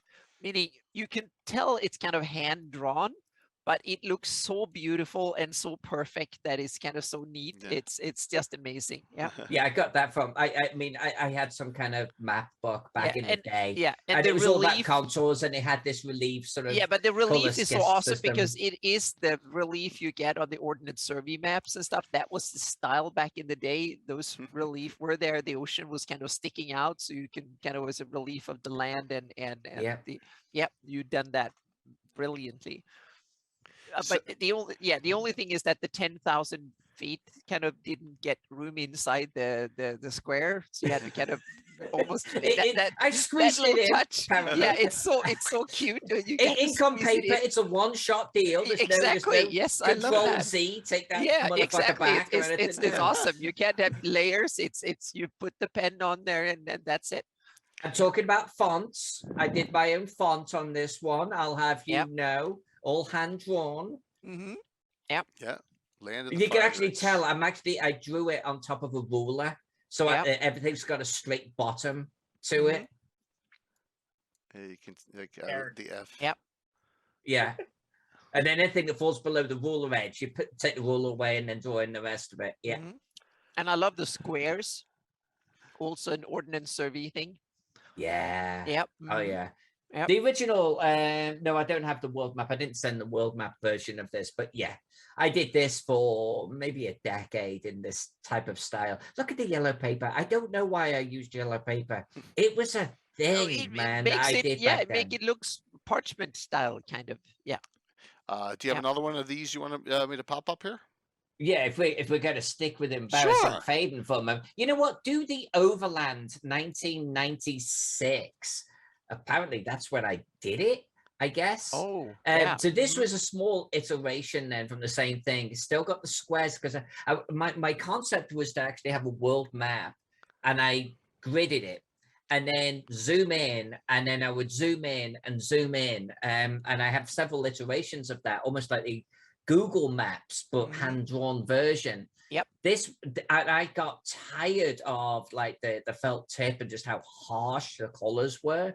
So I started to try and soften it up a bit. There's still some felt tip in it, but I think I started to use pencils at this point, you know.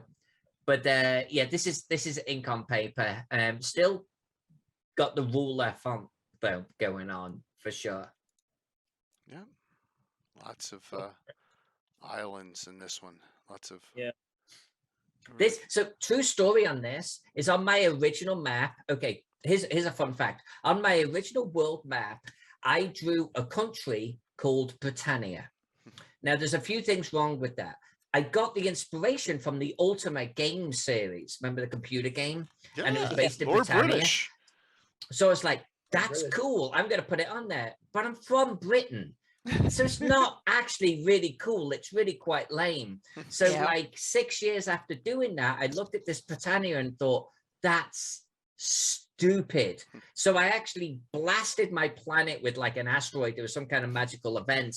This is the remains of Britannia. I kind of just, I destroyed it. It's like, how do I get rid of Britannia? Well, I hit it with this magical event. I destroyed. That's why it's so fractured and islands and stuff.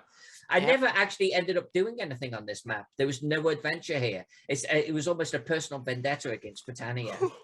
That's funny. There you go. Yep. That's awesome. Yeah. I love the amount of detail in the island. Like I love the. It's like world maps.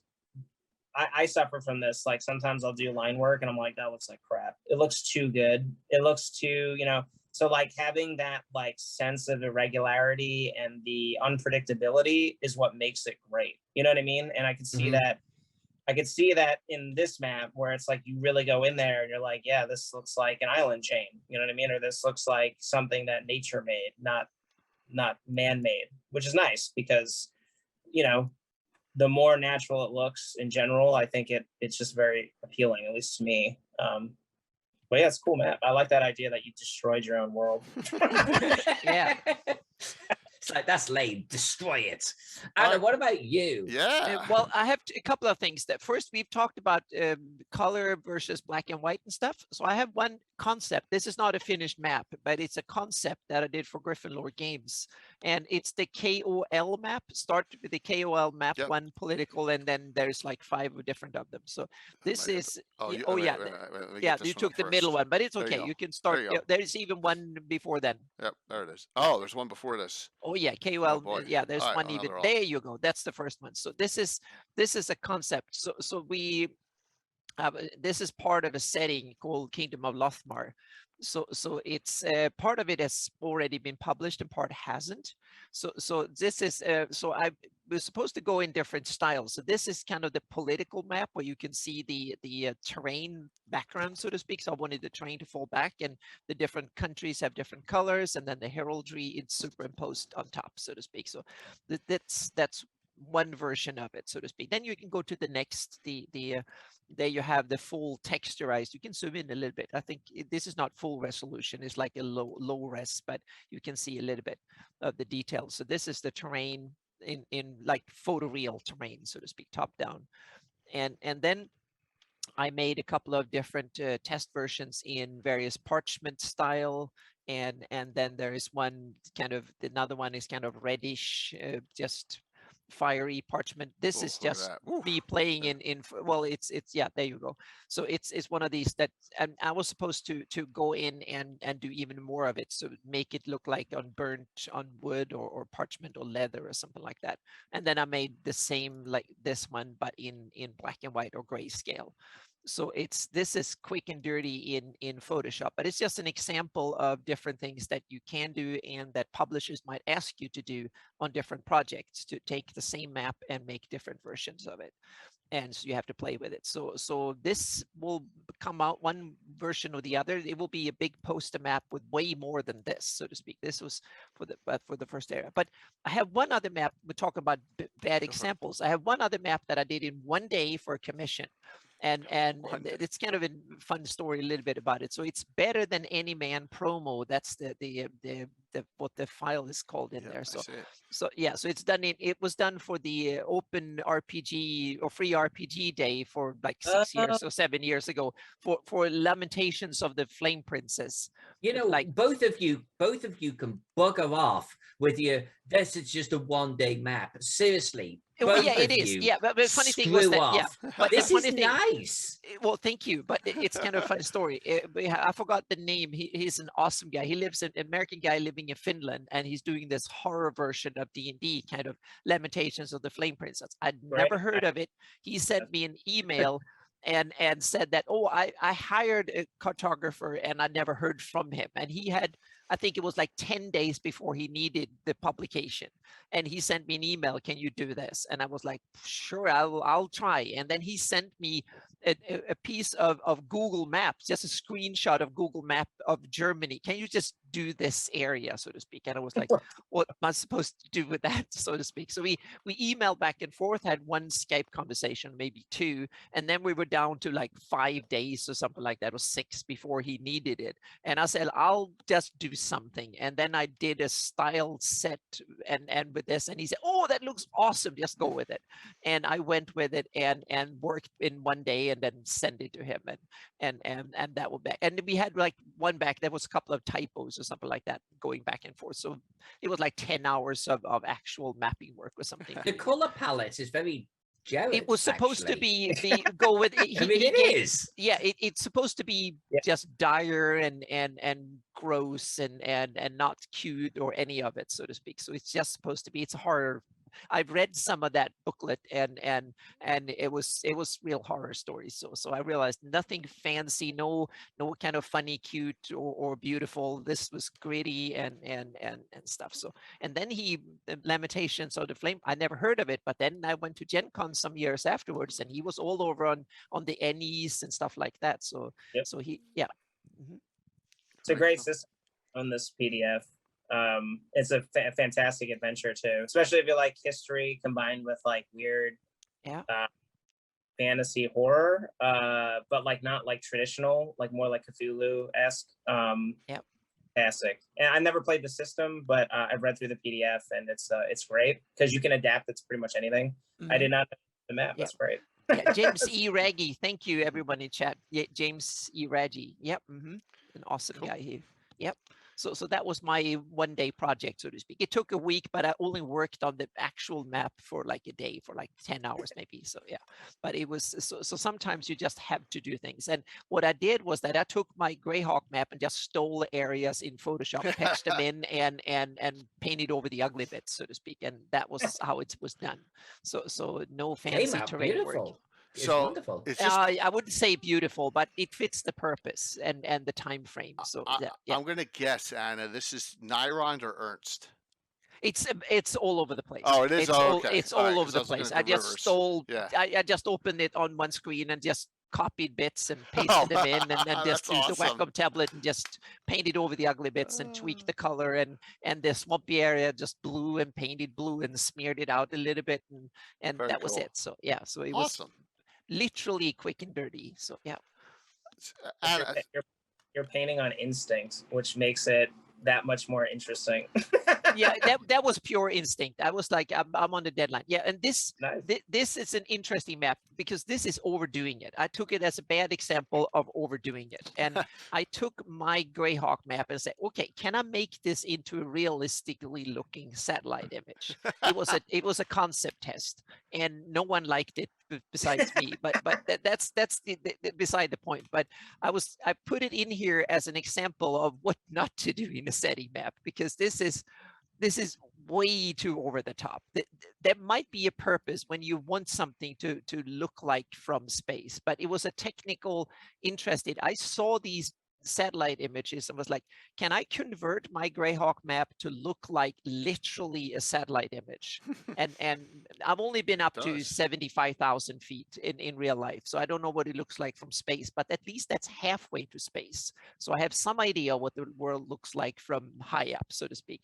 So I got the colors right, and I think it looks kind of, as a tech demo, it looks kind of cool. This is also a one-day project that I just did because I wanted to see if I could do this, so to speak. And then people was like, I put this in on my Patreon and on my website blog, and I was like, yeah, that's interesting. What is it? And it was like, okay, then this project is dead, so to speak. So it didn't go anywhere. So, but it's fun. Sometimes you do something that you think, oh, this is awesome, I love it, and then people just okay, and that's it. So yeah. Very, very cool. I want to go back to Jared, because Jared, you gave us some of your current Patreon work, right? Some recent work. Yeah. And, Awesome I don't have a shout out for your Patreon. I really need to get that. Yeah. Oh, is that the book there? Yeah, that's the book. I don't know if you can see it. Basically, it's maps from the tutor. But it's like super. It's massive. It's like a giant. But it's like, you know, and they just I forgot who the guy. I mean, all these are commissioned by different people, but generally it was by the tutors, and it's just amazing because you realize, like, even back in the day, how many like people think of like, oh, the high Middle Ages, you know, or the Middle Ages. They have that many towns. I'm like, are you kidding me? It's like a town every like mile and a half, man. Yep. Tons and tons, like so much more than people. And big ones, meaning they had hundreds of thousands of people in some of the big cities. What's the title on that one more time? So it's Britain's Tudor Maps, county by county. Okay. By John Speed. Okay. Thank you. That seriously looks like a beautiful park. It is a beautiful. It's a little discolored because I left it out in the sun like an idiot. It was like on my forward, my like open giant windows, and like over the course of like a month too, it just sort of like started discoloring here. But I bought it at the museum, and I think it cost me like, it was maybe like 40 pounds, and it was like it's totally worth it. It's a beautiful book, especially again. I love a lot of figurative work and like weird designs, not weird stuff, but like functional design elements. And this book just shows you kind of like what they were doing back in the day when they were, to map, pretty much for tax collecting. They wanted to make sure they got every single hamlet in town so they know exactly where to send their people so they can get that money. Yeah. Mm-hmm. So this one said current work Diamond Throne. Yeah, so this is for an Italian company that's working through Monte Cook Games. Oh, okay. And I've never worked with them before. But yeah, it's just this is not the final version. This is almost the final version. It's probably like 80% done. I added a bunch more crap, design elements and stuff, but I wanted to show you kind of how, just kind of where my mind was now. Yeah. I I love the design elements. You incorporated them into the map so much. I love that. Absolutely. Yeah. Yeah. Very, very. Yeah, cool. I'm beginning to see that as a hallmark of yours now. I particularly like how you get.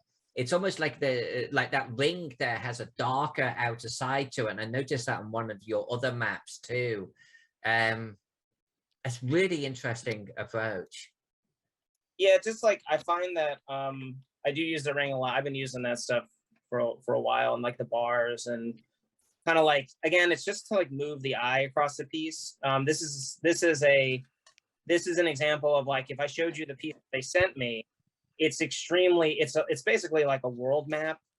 Even though it kind of looks like a regional map, but it's a world map, but it's pretty bare bones. I think there are only like 26 tags or 35 tags or something on it. And the rest like just a bunch of terrain. And I was like, how the hell do I make this interesting?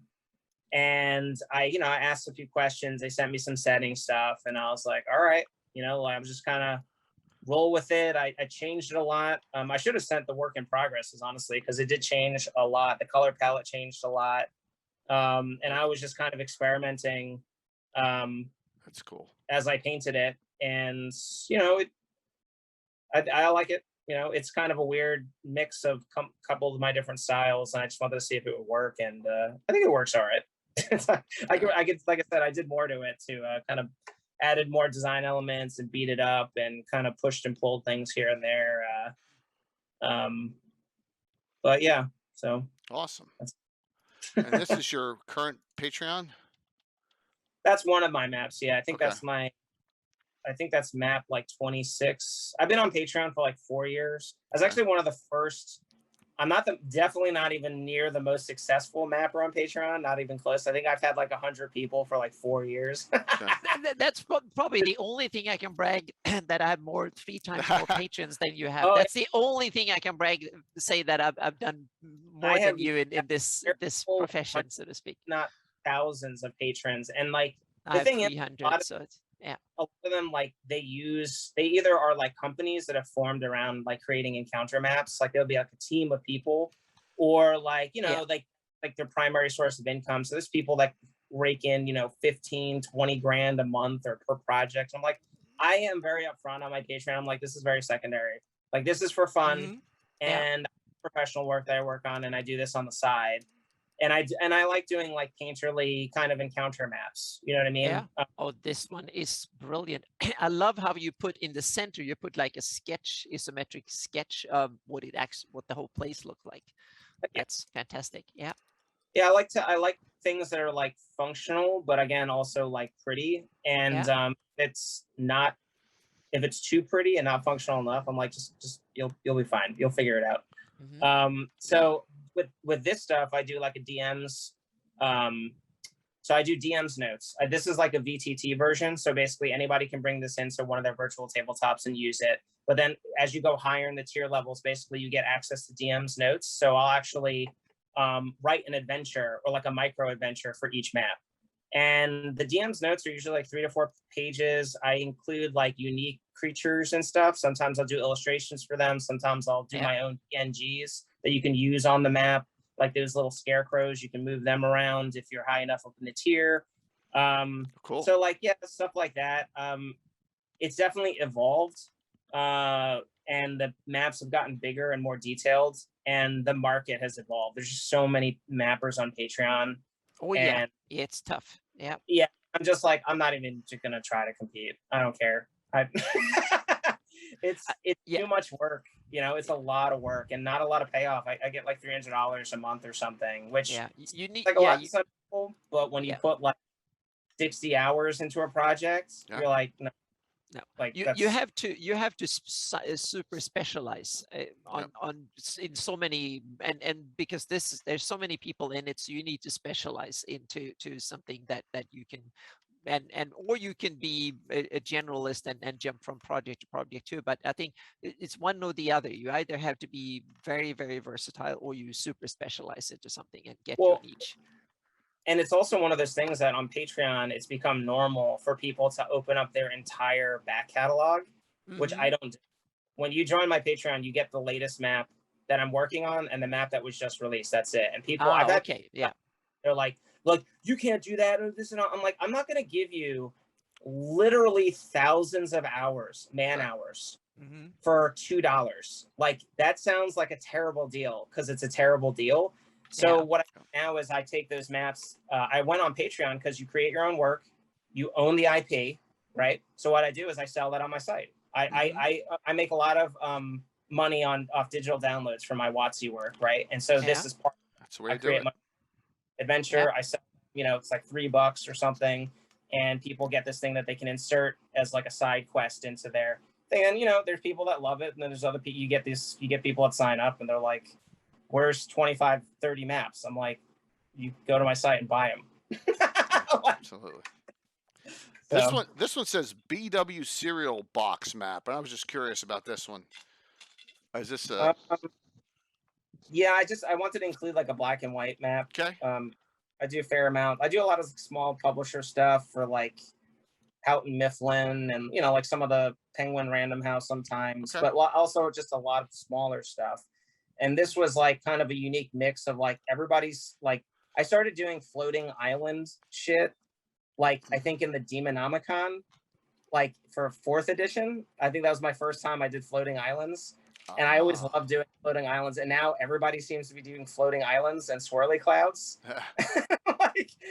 So I wanted to include an example of like this one I did like four years ago, maybe 3 or 4 years ago. And I don't remember cereal box. I don't remember what it was used exactly for, but I think this was for the interior fold out for the black and white map, like a small book or whatever. Okay. So just a mix of styles. Yeah. And skirting the world region. It's really a world map, so sorry. Many worlds map, it looks like. Even mini world, yeah. There you go. Alyssa, Jared, are any of your maps I didn't share that you'd like me to share as we're getting close to winding to time here? Just want to make sure. No, I think I'm good over here. Okay, all right, Jared. What's brewing now? Like what's your?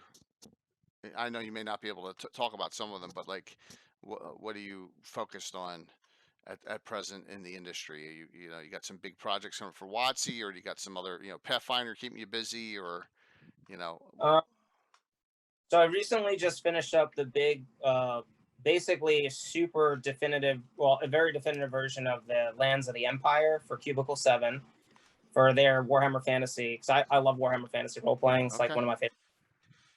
We had Chris Pramus on the show a little while ago talking about, because he created the one edition of it. So very, very cool. Yeah. Well, I love Cubicle 7, and I did a big Lord of the Rings map for them. Massively detailed, lots of figurative work. And like a week before it was supposed to release, they lost the rights. So now the artwork is in limbo. Yeah. So I kind of worked something out with them. So I'll probably be selling it at conventions and stuff, but it's fucking huge. It's massive. It's like one of my proudest pieces ever, because I love Lord of the Rings. So I put everything I had in that, and it just sucked that it didn't. Second edition is some other company now. But I did finish the Warhammer Fantasy Empire map, and that's one of my other favorite maps because I love doing figurative stuff. So there's like a Reichsguard knight, there's like a field marshal with a baton. There's all this like figurative stuff and small little information boxes in the side, as well as like I kind of went with like the Chronicles of Narnia map style. So it's like, it looks like very hand done. And that was another one where I'd fucking do all the trees. that was like, I feel bad for people that have to do that shit. It's so time consuming. So that's finally going to be released. And then I've been working with Beetle and Grimm on their special editions for each book that comes out for WotC stuff. So like Von Richten's Guide to Ravenloft, I did I have 7 poster-sized encounter maps for the House of Lament. So it's both the unhaunted and the haunted version. So each one's like 24 by 30, and they're like fully detailed. It's ridiculous. It took me fucking forever to do it. So that's done. And I've been kind of doing like work for them. Like I did stuff for their, oh my God. I can't remember the name of it. The Eberron one. And I don't know. I do pieces for them here and there. Not so much for WotC, other than like I did 4 maps for the Von Richten's Guide to Ravenloft. So I shared that with 2 other cartographers, Schley and Francisca Baraldi. But yeah, I don't know. I got to start writing the 3rd book. That's kind of the thing. I've been trying to like put off like professional work, but it's like hard when people want to like give you money to paint. So I'm like, all right, I've been turning away work so I can focus on writing a 3rd book. And then I've been painting a lot of miniatures. So Alyssa will like that. Nice. Yeah.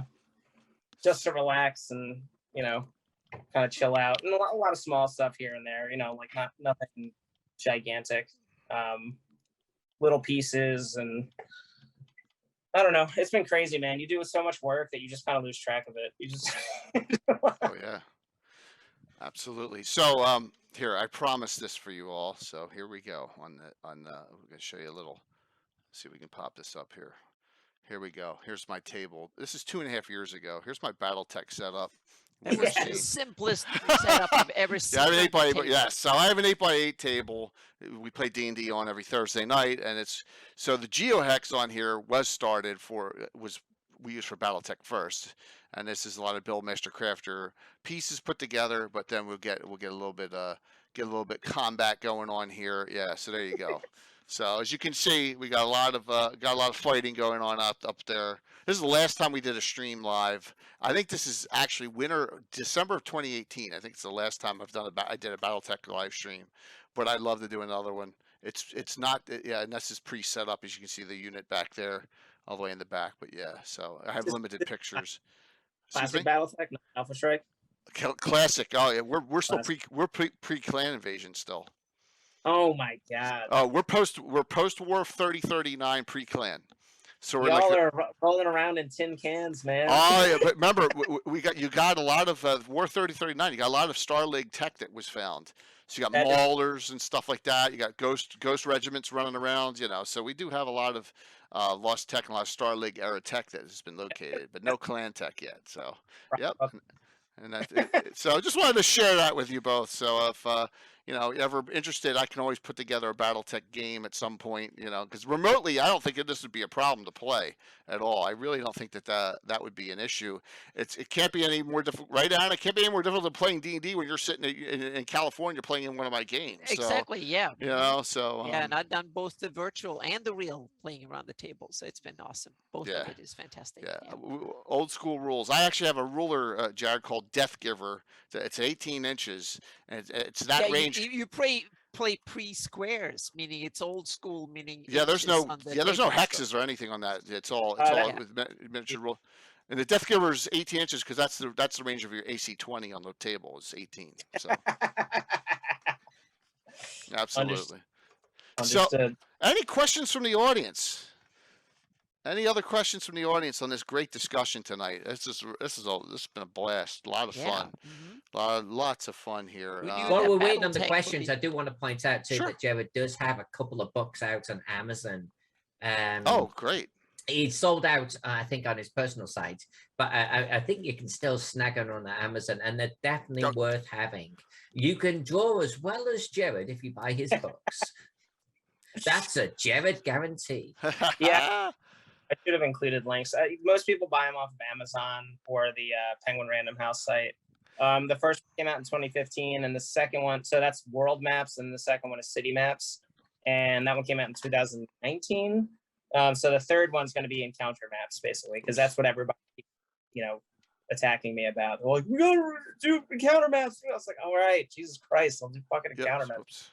So, let's see here. Underdark maps and underwater maps seems to be a lack. I don't know if anyone is a specialist in that. It's tough. I've only dabbled in figuring out how to try to do them, but that's large scale. Okay. Yeah. So that's Like, something. Yeah, that's or- some. Well, there you go with that answer. Yeah, Jared, you ever done it's any tough. of those? Jared, have you done Underdark things? Well, yeah. I mean, out of the abyss, the book. I did all the See, maps. there you go. That's There you like go. Mhm. pretty much and that's actually a good. I know a lot of people don't run book adventures, but Out of the Abyss is actually genuinely like a fucking badass adventure. It's really good. It's really well written, and you can take a lot of it. But like the maps for that, unique color palette. When you do Underdark stuff, you use a very different color palette. I went with like a lot of blues and grays and purples and stuff, which is a bit of a switch from the standard, standard fare, for a lot of people. So yeah, check out Out of the Abyss. I would say I don't think there's a shortage of Underdark cave maps and stuff, but maybe.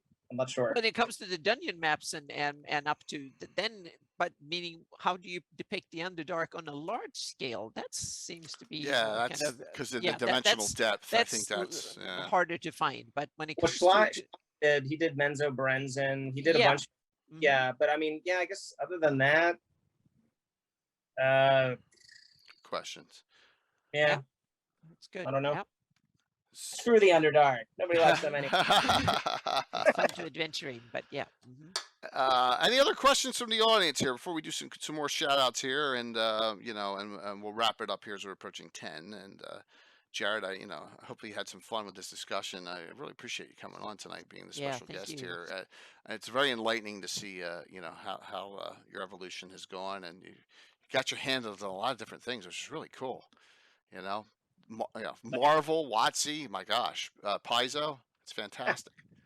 It's awesome. Yeah, the Paizo stuff, that was I did so much work for them. I didn't even realize until I went through you do so much work eventually that you just start to you're like, this is like old hard drive. You just like throw it onto a different hard drive. You're like, my hard drive's not big enough for all this crap. Yeah. But you have to as an illustrator, you just, people are like, there's no money in art. I'm like, there's no money in art if you're not willing to, work for it for a lot of people. They're like, I want to do one specific thing. I'm like, well, I'm fortunate that I can do that now, but you got to put the footwork in. And a lot of people are like, oh, I just want to get, it's like, no, that's not how it works, man. You got to work.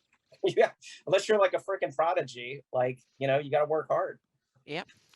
So Pex is asking a question that I will go there. I will, but I want any chance of a 3-way collaboration? And I'm like, all right, Pex. I asked the question.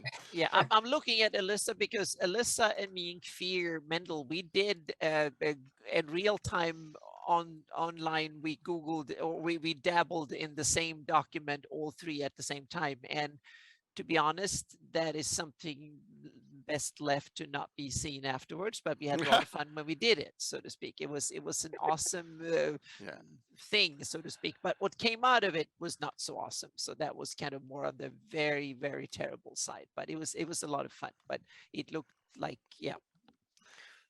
because you got it's because you got clashing styles. The problem is that when you do it and everybody's working in the same document using primitive tools over the internet at the same time, so to speak, looking at Zoom, that kind of that was terrible. Oh, that would be hilarious. Yeah, it was hilarious. It was very hilarious, but it was a lot of fun, so to speak, and I think people had fun watching it. So yeah, it's probably archived somewhere. Yeah. Okay. So Alyssa, what's going on with you? I've got a couple of things I'm doing for Chaosium right now, but I can't talk about them, unfortunately. But the one thing I'm actually really excited about is I did the cosmology of role-playing games back for Gygax magazine #1, and everyone complains that there's game systems missing off it. Well, yeah, because there was only 50 game systems on it. I think it was a nice looking map, and I'm doing a 2021 version with over 1,000 games on it. It's going to be huge. It's going to be printed. It's going to be beautiful. I think for us tabletop role players, it's going to be something you're going to want to own, but it's a labor of love. I'm up to the letter E right now. And so a long way to go, and I'm already running out of space. Wow.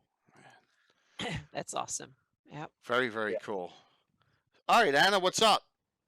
Well, first, I'm working on for Griffin Lord Games, the Trials of Arcadia. That they had a Kickstarter a little while ago. It's not big for Kickstarter, but it's an interesting project. And so I'm doing what will be a hex crawl map in full 3D. Well, my style kind of hex crawl that will kind of look cool. So it will be an interesting. So I'm working on that. That's the big commission project right now. And then I can't spill the beans on the details because I don't know the details yet. But Wolfgang and me have had a talk about doing something very interesting this coming spring. So that will be so I can't talk more about it yet. But we have some ideas, and we're going to do some fun stuff for Midgard coming up next year. So that is now we haven't nailed down something yet. So but we're in talks of doing something fun, and we have some basic ideas and stuff. So that is in the works. So I'm setting a fair chunk of time next year to work on that project, whatever it will be. So those are the big commissions, and I've said no to 3 commissions this fall. So now all my patrons, now it's time for you to be grateful, because I've said no to 3, including one that was suggested by Ed Greenwood that I should do.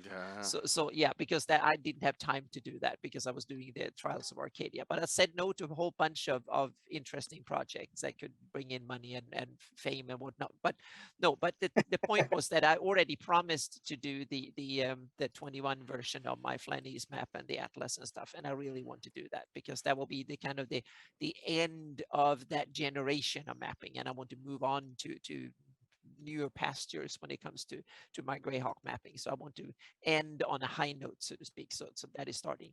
But what I'm right now, when it comes to my Greyhawk mapping, I'm actually doing something that is technically very, very difficult. And what I'm doing, you've seen, some of my patrons have seen, and some of you that watch my live stream and stuff have seen the first area I did, 200 square miles of terrain of Shieldlands at 5 feet per pixel resolution, meaning porta potty resolution of 225 square miles. In porta potty resolution. I call it porta potty resolution because it's 5 by 5 feet. A porta potty is 5 by 5 feet. So you can kind of, yeah, so that's the resolution. You can see a porta potty from above. That's the resolution of and it's 15 by 15 miles. And so now I'm working on the next thing that is supposed to fit with the first one. And this is not a painted picture. This is 3D terrain that needs to match elevation wise. You need to match water, and you need to match all the other stuff, textures and splat maps and the whole shebang. So I'm working out. I did a small test. That's one thing. Now you have one almost finished product, and I wanted to see if I can finish one and then move on to the next one without and still get them to match. And that is a technical feat that and the problem is I don't know anyone who's done this. So I have to invent the wheel in doing it, so to speak. And I would say 90% there.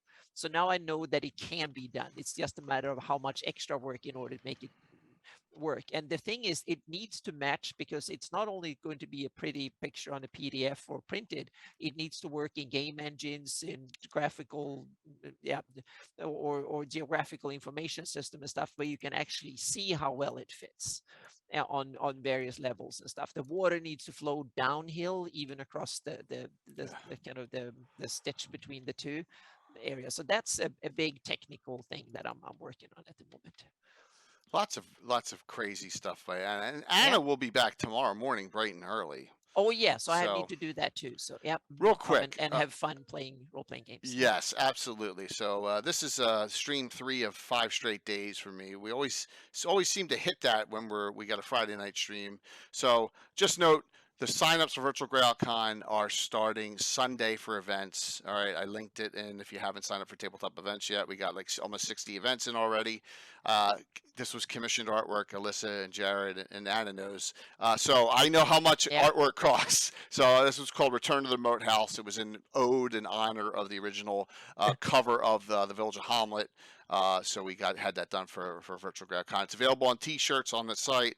So just note that. But tomorrow morning we have Casey Brown's tourney. We finish that up tomorrow morning, and that is at 10 a.m. Eastern. And of course, now I forget where I was with my links here. Here we go. I'll do this real quick here. Bandit King tourney tomorrow morning, 8 a.m. We got some great players. Anna, Kayla, Tomler's wife, Jose Ortiz, Josh Pop, William Henry Dvorak in. Sunday night, the Gabbin Anna and I are going to do is going to be about the Free City Greyhawk. We're going to delve into the Malden map that he made a lot there and talk about some campaign history. And then next week, of course, we have no idea what's going to, because we're never that far ahead, Anna, right, with Legends of Lore Wednesday night. Kind of patch it up as we go. Yes. So, yeah. But there is a big Saturday night special game next Saturday, and that's the one I want to talk about. Mike Disney, if you're still on, we continue the events of his character Skarn, his dwarf priest of Moradin, adventure number 922, Sidetracked. So I got Stella Luna, Tea Time with Taryn, Jose Ortiz again, Mike Disney, Casey Brown, Anna. I kind of left Anna off that list, but Anna was okay with that. So too much anyway. Yes. So that'll be a fun game. You know, 6th, 7th, 8th level characters. You know, on tabletop, and that'll be next Saturday. And that's what's going on, everyone. So let's do the giveaway, and then we'll raid. Look at that. We're only a few minutes past. Not too bad tonight. Ready? Last call to sign up. $25 gift certificate from our great friends at Frog God Games. I know Pex is on here, so let's get this rolling. Anyone else want to sign up? I'm going to close it out in 5, 4, 3, 2, 1. I will immediately get this code out to you. Yeah, of course. I try, man. I'm trying tonight. You know. Really appreciate the support there, Pex, from Frog God for the show and for GreyHawkCon as well. And the winner is Biggie Paw. Wow, congrats, Biggie. I know you were on. Yep. Congrats. All right.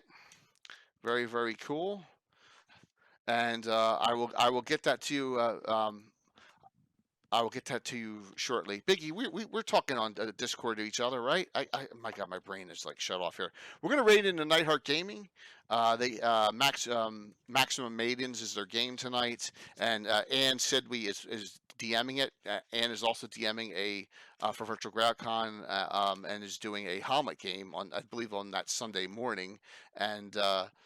So we're going to raid in Nightheart. And once again, Alyssa, thanks for third episode. Fantastic. Thank you so very much. Anna and Jared, thank you for coming on and giving us your time here. Yeah, thank you, Jared. Yeah, thank you, Jared. Wonderful. Yeah, that was awesome. Yeah. I want to come back and talk about BattleTech. So Okay, awesome. No. See, there you go. There you by go. the way, Jade. have you been to my site to see some of my BattleTech artwork? No. So no. Stay on here, and I'll get all. Yeah, stay here while I do the exit out because I'm dead serious. Let's get a BattleTech game going. One game. We'll do it one shot. I got all sorts of. We got a whole sorts of history. Well, it'll be a blast. You know, get Alyssa playing, you playing. We've let Anna play. We'll put Anna in a 5'6" guy. Okay, I can try. Yep. All right, I'll see you all very soon, and everyone have a great night. Will Jay hit a wrong? I didn't hit many wrong buttons tonight, did I? No, you didn't. No, I didn't. Fantastic. Normally I hit wrong buttons. Yes, we will get this BattleTech game going here. All right, let me just set up the raid into Nightheart Gaming. Thank you, everyone. Yes. Thank you. Great comments. Raid channel. Here we go.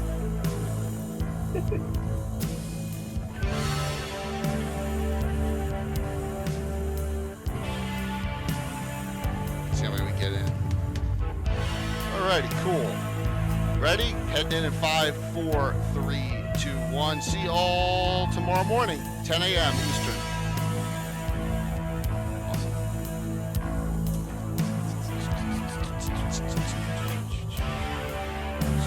Goes on, went in, yep. Look good.